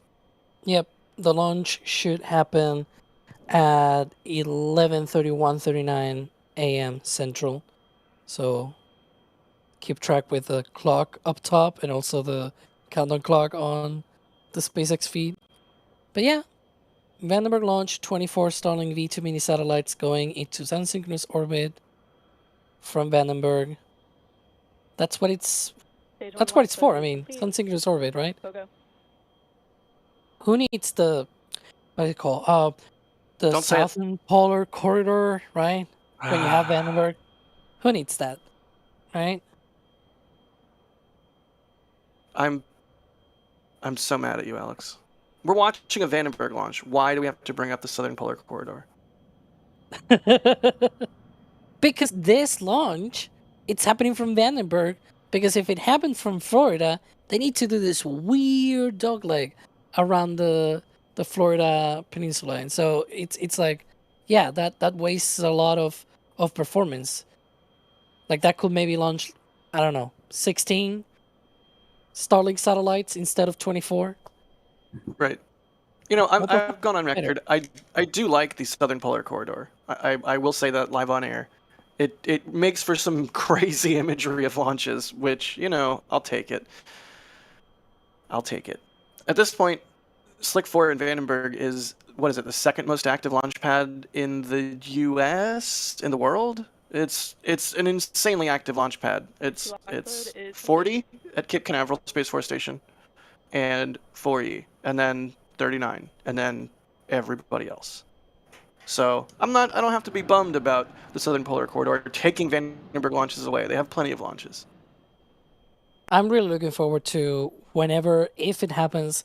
I'm sure it'll happen at some point. Maybe not straight away, of course, but at some point in the future, Starship, when it launches from Florida, they'll probably also make use of the Southern Polar Corridor, and that's gonna be nuts. It's gonna be, yeah. The visuals from that are going to be wild. If you've ever seen any of our streams of that Southern Polar Corridor type trajectory, it is. How are we watching a Vandenberg launch and I'm talking about how great the Southern Polar Corridor is? It's terrible. I hate it. We're 45 seconds away from this Starlink launch. They're go for launch. Also, look at how cool that pool of that's gaseous oxygen. That's the same thing that they do with the all-in vent. Like, I'm always tired of saying that when we cover Falcon, and I say, "Oh, that's like the all-in vent." It is the same. Anyways, Nice. but yeah. Also, watch out for the timeline because it's now linear. It's like a line, but then it turns into a curve as the rocket ascends. It's a new thing that they have now. 15 seconds. Yeah, the timeline as it gets closer to orbit gets closer to orbit shaped. 10, 9, Yeah. 8, I've been told it 7, might get 6, more interesting. 5, 4, Ooh. Let's 3, watch the launch. 2, 1, ignition, and liftoff of Falcon 9. Go SpaceX, go Starlink.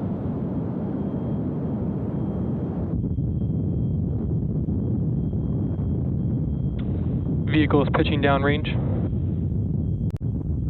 MOD chamber pressure is nominal.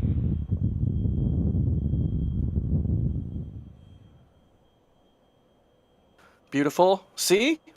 Look how beautiful that is. Gorgeous. Just got to climb out of the fog. Yeah, of course. If you get out of the parts that don't look good, it looks good. Yeah, Eric in chat. Look how not foggy that is. You're right, Eric. Eric gets it. Power Some beautiful views of Falcon 9 punching through the clouds there. Above the California coast. Falcon is The supersonic. best coast.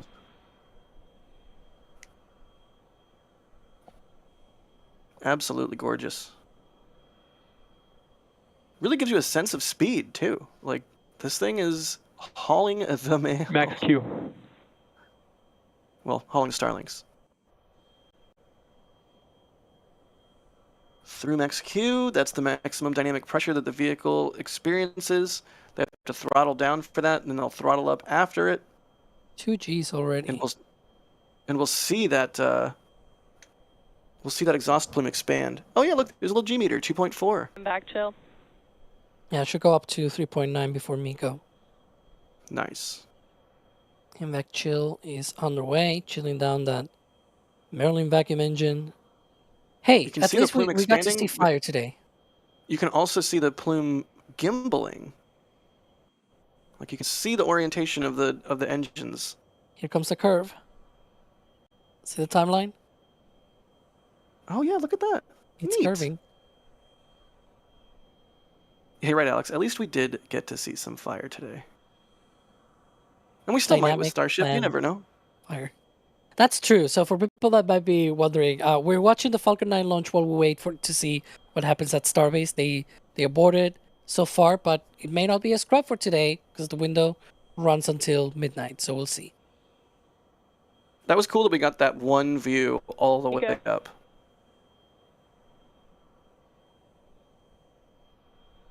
Stage separation confirmed. There's SEP. Wow. Interstage gets Back roasted by startup. second stage starting now. Bloop. Oh, fairing separation coming up. Jack, do your best impression. I'll do my best. Grid fins. Squeaky, squeaky, squeaky, squeaky, squeaky. Here goes the fairing. Whee! Fairing separation confirmed. Beautiful stack of Starlink satellites sitting up top there. How many did you say there were, Alex? 24. And the reason why they Nice. don't carry 28 is because, as I was saying before, it's a sun-synchronous orbit. It's much higher inclination. In fact, it's slightly retrograde. So that means Falcon 9 needs to fight against the Earth's rotation instead of having to go with it. And that means Right. there's a bit of performance that is sort of wasted and lost on fighting Earth's rotation. And so that means fewer satellites. Makes sense. Yeah, when you launch to a trajectory or to an orbit inclination that you get to go with the rotation of the Earth, you get a little bit of extra. Both vehicles are on a Performance? nominal trajectory. Yeah, a little boost. Yay. And similarly, when you launch against it, you have to fight a little bit harder. Excellent. Both vehicles nominal. Starship hanging out on the mount, not doing anything right now other than getting into a safe mode. Who knows if they're going to send cars to the pad or what? We're keeping our eyes on it, but in the meantime, we have this bonus launch from Vandenberg because SpaceX just doesn't stop. One more launch, and it'll be the 150th from Vandenberg. This was the 149th. By SpaceX, I mean. Yeah, I was going to say, buddy. Should have said that earlier. All good. Man, I haven't seen an ICBM test out of Vandy in a while, like in person. I miss it. Something special about those rockets.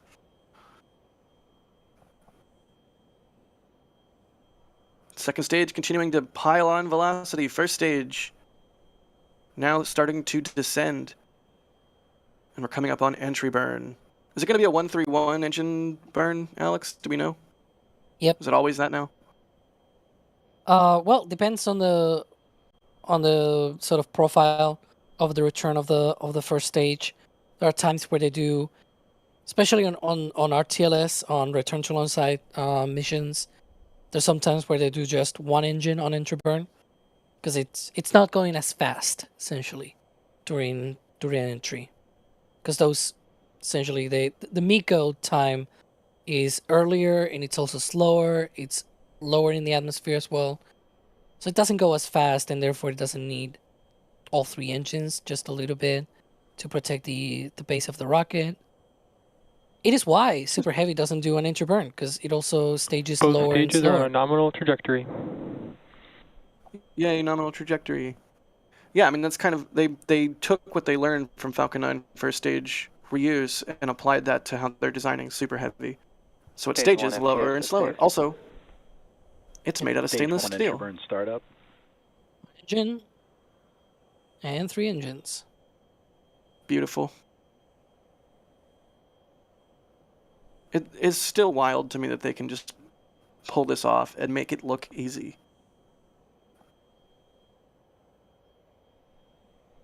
Super Heavy, on Supersonic the other hand. retro propulsion. Go ahead. I just had to say it. I had to Stage say it. 1 entry burn Yeah, shutdown. no, it's totally fair.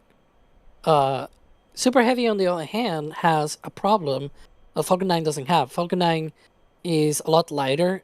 I guess it is not as super heavy. Pun. And so it slows down the terminal velocity. You'll see here that speed right now is going down because it's just flying through the atmosphere, and the atmosphere is slowing it down with atmospheric drag. There's a point, of course, that the atmospheric drag just cannot do much, right? And it stops, and that is sort of what we call the terminal velocity. And that's when that speed, due to the atmospheric drag, stops going down, and it sort of hangs around 900 kilometers per hour for Falcon 9. Super Heavy comes in supersonic at the time of landing burn startup, right? Like, Stage 1 transonic. it just goes through the atmosphere a lot faster, even though it starts slower and lower in the atmosphere than Falcon 9. But because it's so heavy, it doesn't lose as much velocity when it's coming down. Stage 2 FTS is saved. So it's a lot more of a punch, if you will. But there you can see that speed hovering 1,000 kilometers per hour, now going down to 900 and a bit. 4 kilometers in altitude. It's going to punch through the clouds again. Stage 1 landing burn. Stage 2 is in terminal guidance. Even with the transitions right on cue. Imagine if this was an aircraft landing. Stage 1 landing Like, leg it would be deployed. completely instrument conditions. And yet, this is a rocket. Autonomously nailing it. Look at that. Bit of a I slide. mean- Slide there. It's fine. Stage It's 1 fine. It's landing fine. confirmed. It's still It's good. time It's for still that. good. It's just a little slidey. It's still good. It's still good. I mean, Falcon 9 basically has what you would consider LLM Cat 2/3 operations, hardware. A radio Mention airplane, altimeter, so we can IRS, GPS, radio altimeters. It has its own ground proximity warning system. Basically, like it's got it all. It has its own Cat 2/3 LLM system, more or less. The computer has like a little nanny voice that's like, terrain, more thrust, terrain, more thrust. 500. 100. In this case, it will be 500, 150, 30. Hey, look, it's Doesn't something. It's like an auctioneer. Hey, it's breaking news. They're still detanking. Is that really why we did the breaking news stinger? Or it's Kevin detanking. pressed the wrong button. Kevin pushed the wrong. Yeah. Well, he certainly got my attention, so that worked.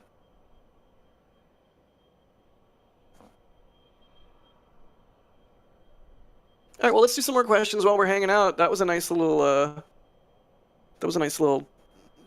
Interlude. Frost lines continuing to fade as they continue to drain back this propellant. But fret not, there are 12 hours and 19 minutes to go in this closure. Now, they could open the road in minutes and send cars out to the pad and call it a day, or they could keep going.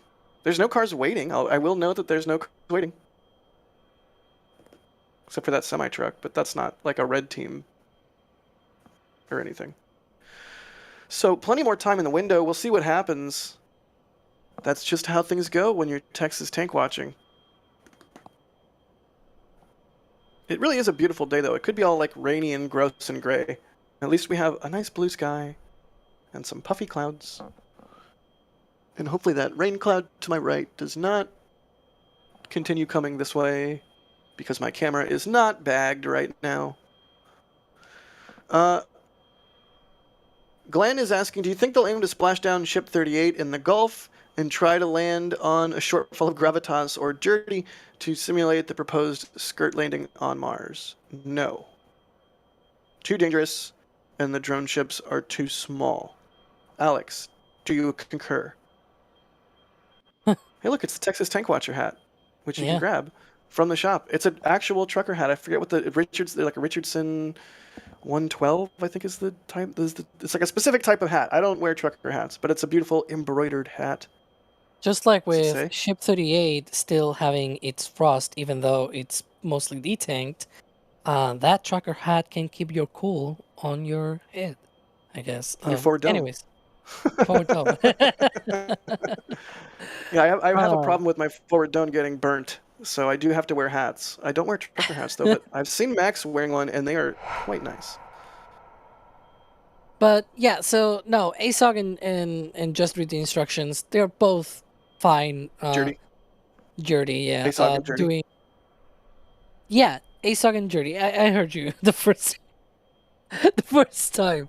I'm trying to avoid that. But yeah, so the drone ships, they're fine. They're doing Falcon 9 stuff. Let's not mix it with Starship or anything, please. But yeah, I don't think there's no indication that they're gonna be doing anything different for flight 11, other than what we've seen on the previous flights, right? In fact, I would argue that everything that we've heard so far is that it's just gonna be a copy of the previous flights, without the engine, not the engine, the heat shield testing, right? The metallic tiles, the missing tiles. There might be a couple of tiles here and there that they may remove and all that, but it's not going to be as many as the last time around. Makes sense.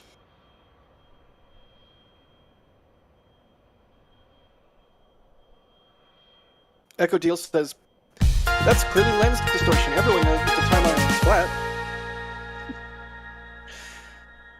Oh wow! This is actually breaking news. Here's one of our cameras for Space Coast Live, our fleet cam over at Rusty's Seafood and Oyster Bar in Port Canaveral, where you can have a marg or a beer and chill, or a soda, or chicken tenders, or seafood, and watch space hardware float by.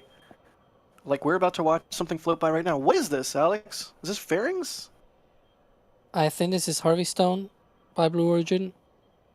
Oh, it's a Blue Origin ship. Yeah, it's their support ship for the Jacqueline barge that is used on New Glenn. Yeah, it's coming in. Are those? What is that on the back of it? Are those radomes? I don't know. Maybe. I guess we'll see as it goes by the camera. I'm excited. I'm a big fan of radomes, if you didn't know. Oh, yeah. Yeah, Harvey Stone is the support ship for Blue Origin's fleet. That Cool. Jacqueline barge. I love the array of radars that it has. I see 2 at least spinning units. I see 4 units in domes, and then there's a mast as well. And then whatever's going on the back of this thing, I'm excited to see it go by. They look like No. no. The I mean, some sort of if they are radomes, there could be some sort of comms gear to shield it from the salt air. yeah I can't yeah. tell So if they are or not. It might just be a the big, long cylindrical tank that looks like 2 spheres. What is it? Go ahead, talk, Alex. the no that I said earlier is because in the back channel we got Kevin saying starting gateways. No, they are not, because starting gateways are a bit smaller. Those are really bigger ones. I mean, there are bigger and smaller ones. They're not. I think there's more than one size of Starlink Gateway. At least I feel like I've only seen seen multiple one. sizes.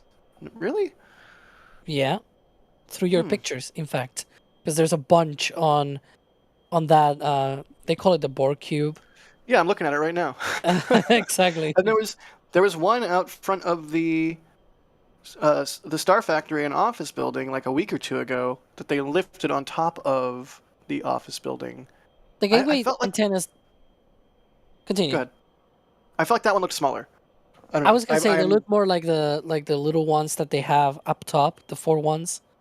Right. Up there next to the radars. Okay, so then I'm thinking of something else. The You maybe type of think about the antennas- Stars of the Seas, something like that. Maybe. Yeah. Yeah, which does have a community gateway antenna from Starlink. Those deliver gigabit per second speed, which is quite useful when you Wild. have thousands of people in the same boat. It's a good-looking ship. It's got a nice paint job. I wonder what they were getting into out in the Atlantic today. Maybe some sea trials, maybe shaking down some equipment. Gotta love that we have not just Starbase Live, but also McGregor Live and Space Coast Live. So we can keep our eyes on everything going on spaceflight that we possibly can. Neat. Jack, I wonder who's driving this camera right now. What? help me out with this one, because ever since I heard about this ship, Harvey Stone, am I the only one that thinks that sounds like a rock star name, like, you know, some kind of rock and roll singer or something like that? And here's the latest single from Harvey Stone. Sure. I don't know. I don't know. I don't know where you want me to go with that, but yeah, I mean, yes.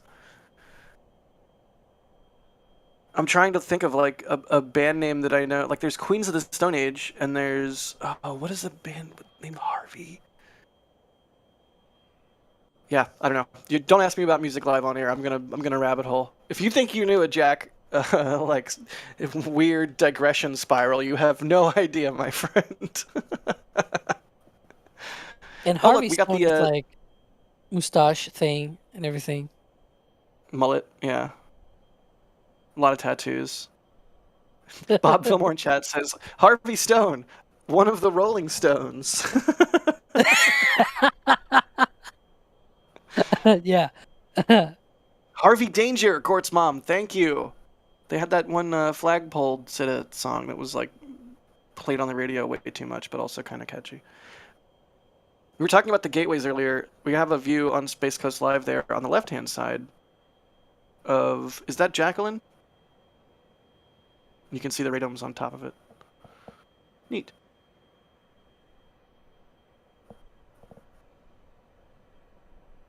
All in venting.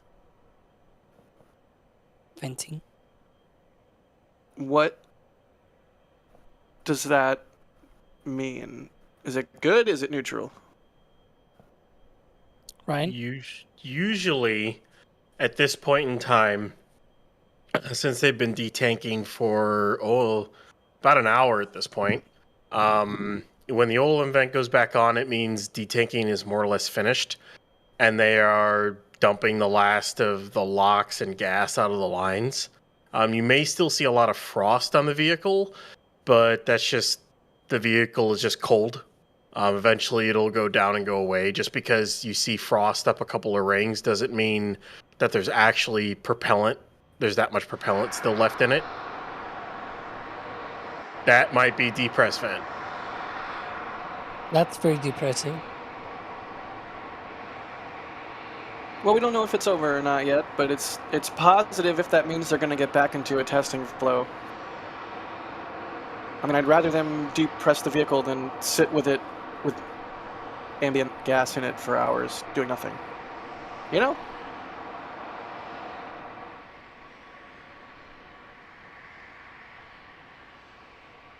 I love that we have like no shortage of things going on today, though. Like we had the Vandenberg launch, we get a little bit of Space Coast action. In our back channel, we got some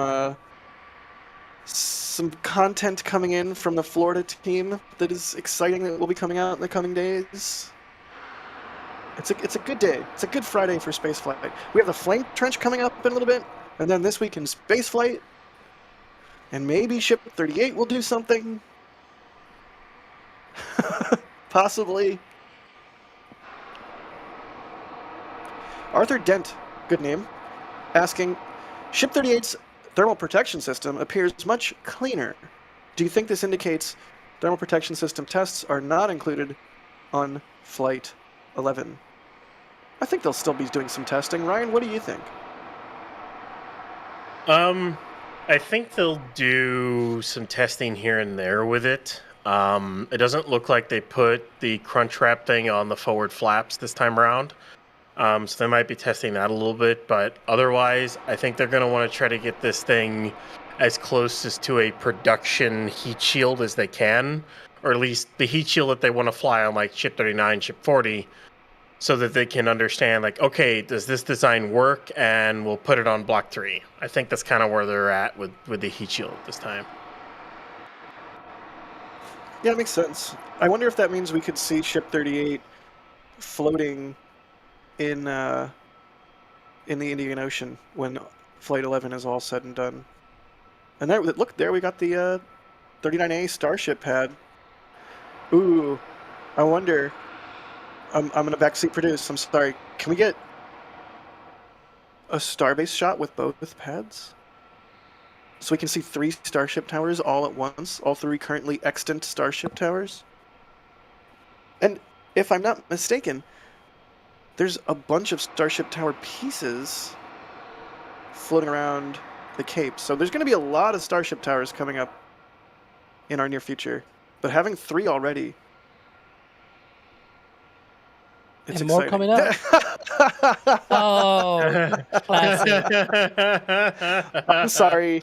I'll stop Classic. asking for things live on air. I'm dumb. No, I'm sorry. I apologize. This is how I get punished. There are more being built right now. You'll see soon. Because there's a 4th tower on their way. Hey, beautiful. Thank you. The 3 towers. There is a 4th tower. There is a 4th tower underway. Where's that one going to go, Alex? Do we know? No idea, but right now, given the work that is going on, I wouldn't be surprised if it goes to 37.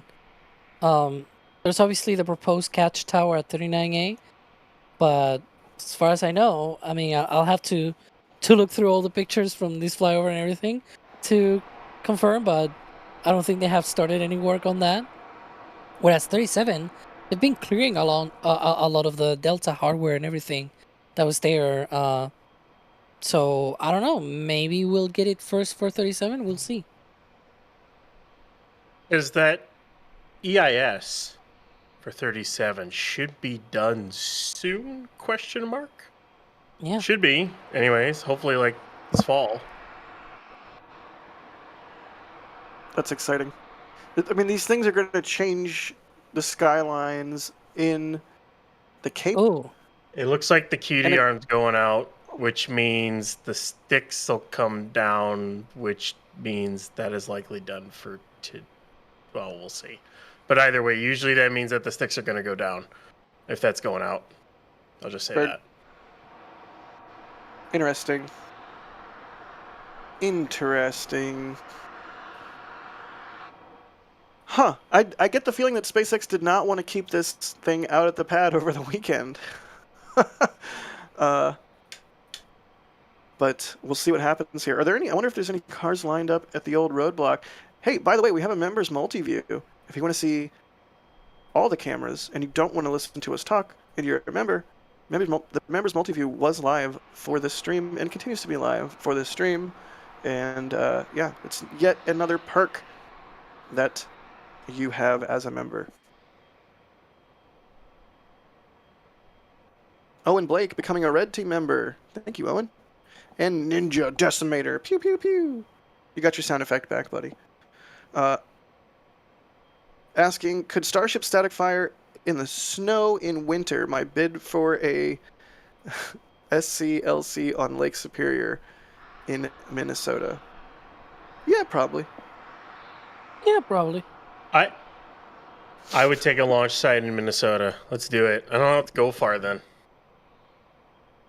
I mean, it's something to think about as we continue to advance into the future, slowly but steadily. More Starship towers are going to get built, and it's not just the several on the Space Coast and the two here. Like, oh, breaking news. Oh, no! Don't show that. No. Too bad. Too late. Wow, wow. We leaked our own shot. This is, as you can see, a phone shot of somebody's screen. Is that Max's screen? Somebody working on the photos right now. We did a Cape flyover today, and the content is coming in hot. New tower, well under construction at the Cape, and we'll talk about this in depth on the next Space Coast flyover that is coming in hot, as you can see. I mean, we're there, breaking. It's breaking. Hey, we're leaking. It's So literally breaking. that's a launch tower. Leaking. It's got QD locations. There we go. So it's a launch So it's tower, not not just a catch tower. Aha. Interesting. It's a launch this tower. and more. You know, I never liked the whole catch tower thing. So if every tower could do both, that'd be cool. But I guess you have a runway at an airport that you take off from, and a runway that planes land on. So maybe I shouldn't be anti-catch tower. Yeah, Thomas is with me. Thomas says I'm still anti-catch tower. I don't know why. I just don't like change. Here's the thing. I've never, and looks like a car to the pad. Cars to the pad. I've never been a fan of the catch tower thing, but when you think about how they want to operate, they kind of have to have it. It's just because with the current height of the towers, they can't catch a ship with a booster on the pad. They just can't. It's way too dangerous to try to do something like that. There's just not really any room, and trying to catch on the side means you putting a lot of load on one actuator, an extended actuator and a retracted actuator for the chopsticks arms. You don't really want to do that. You want to try to do it as uniform as you can. So you need a catch tower if you want to catch a ship and there's a booster on your actual launch pad. And that's just the unfortunate reality of how SpaceX has designed the program at this rate. So, yeah.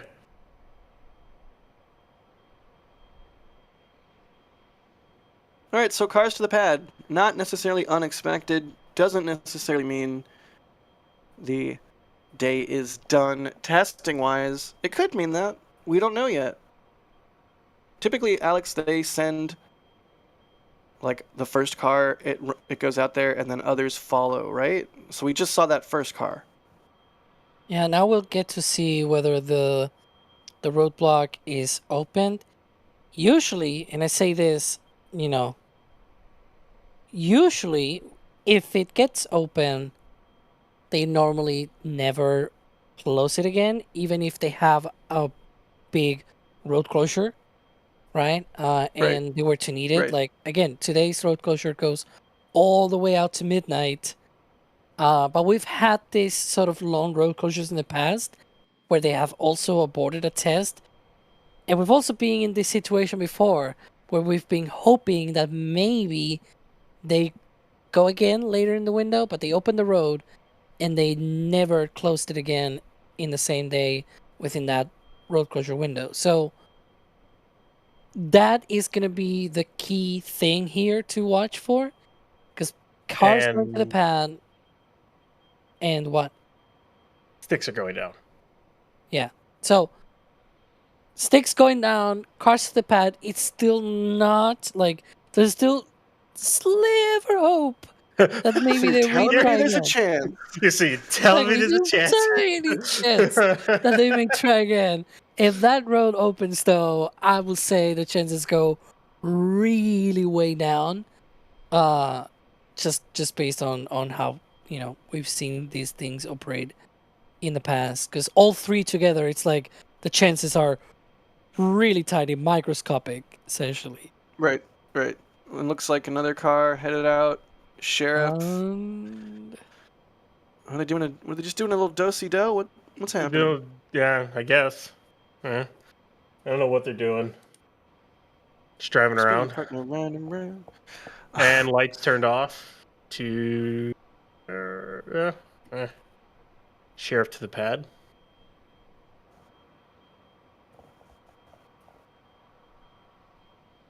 Welp. This smells like road opening soon to me.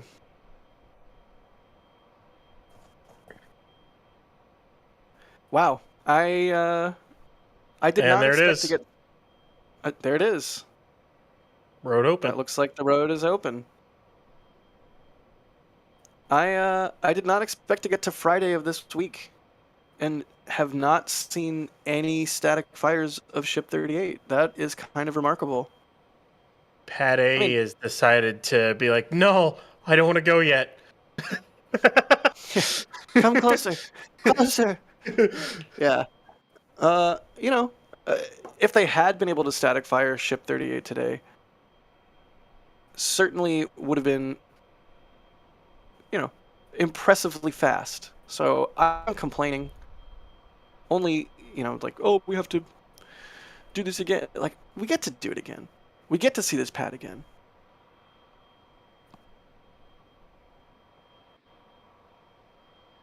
It's a bummer, but, same thing that I said yesterday.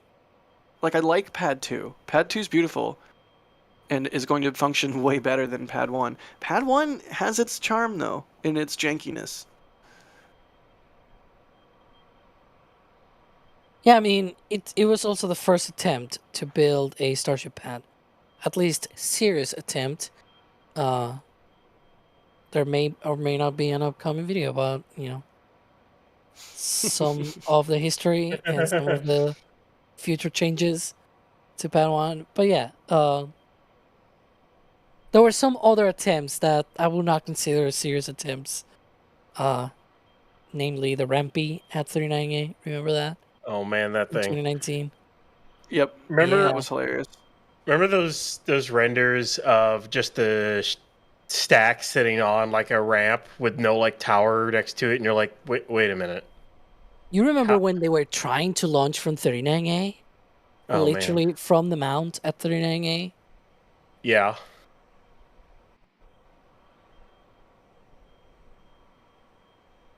I mean, even Pad 2, in all its glory, with all its slickness and like it's the new hotness right now. Even Pad 2 is still just the second iteration, right? I imagine over time, as they keep building more and more of these things, if point-to-point ever happens and they have to build Starship launch pads all over the world, the design surely will advance. Imagine a Block 5 Stage 0, as SpaceX calls it. It's like it's the coming. Falcon 9, the difference between, the throwback maneuver from the Florida pads versus the, one-and-done retraction of Vandenberg. And it's like, right. What Exactly. transport vector is the best? This is a cool shot from our south camera site because you can see sort of, version 1 and version 2. And imagine, what does a version 5 stage 0 look like in like 5 years? Along with a version, 6 or 5 I ship mean, and booster. It's gonna be I would- sick. More water. Like, More better. All right, we should probably start to wrap. Roads open. Looked like they aborted.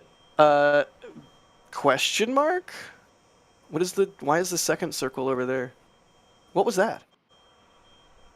What was that? Anyways, we should start to wrap. Byron says amazing jumpers and grabbed a hoodie, 3 hoodies from the shop. Thank you so much. We really appreciate all of the support from everybody on this stream, everybody all the time. We can't do what we do without you. It doesn't have to be a monetary thing. Always got to remind people of that. Don't feel bad if you can't contribute monetarily. Just hit the stupid like button, do all the YouTube things, hit the bell. You know the drill. It actually really does help.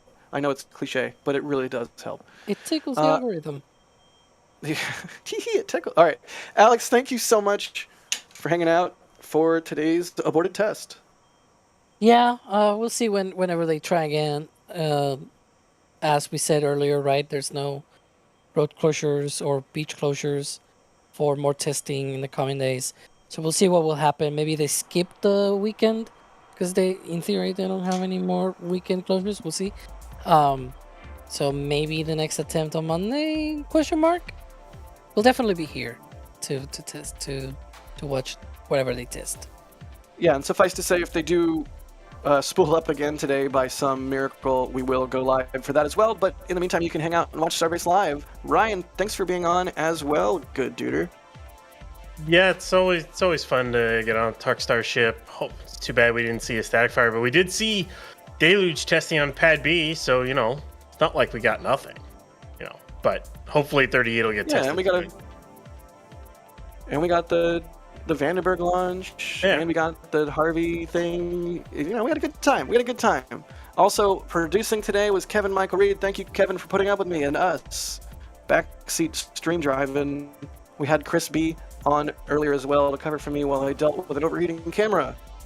So thank you to Chris B for that, and Canon making a camera that doesn't overheat when you shoot 4K 120 in reasonable weather. Please. All right.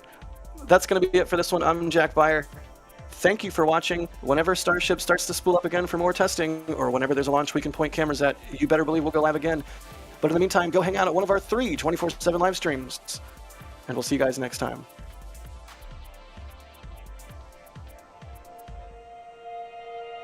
And here we go. We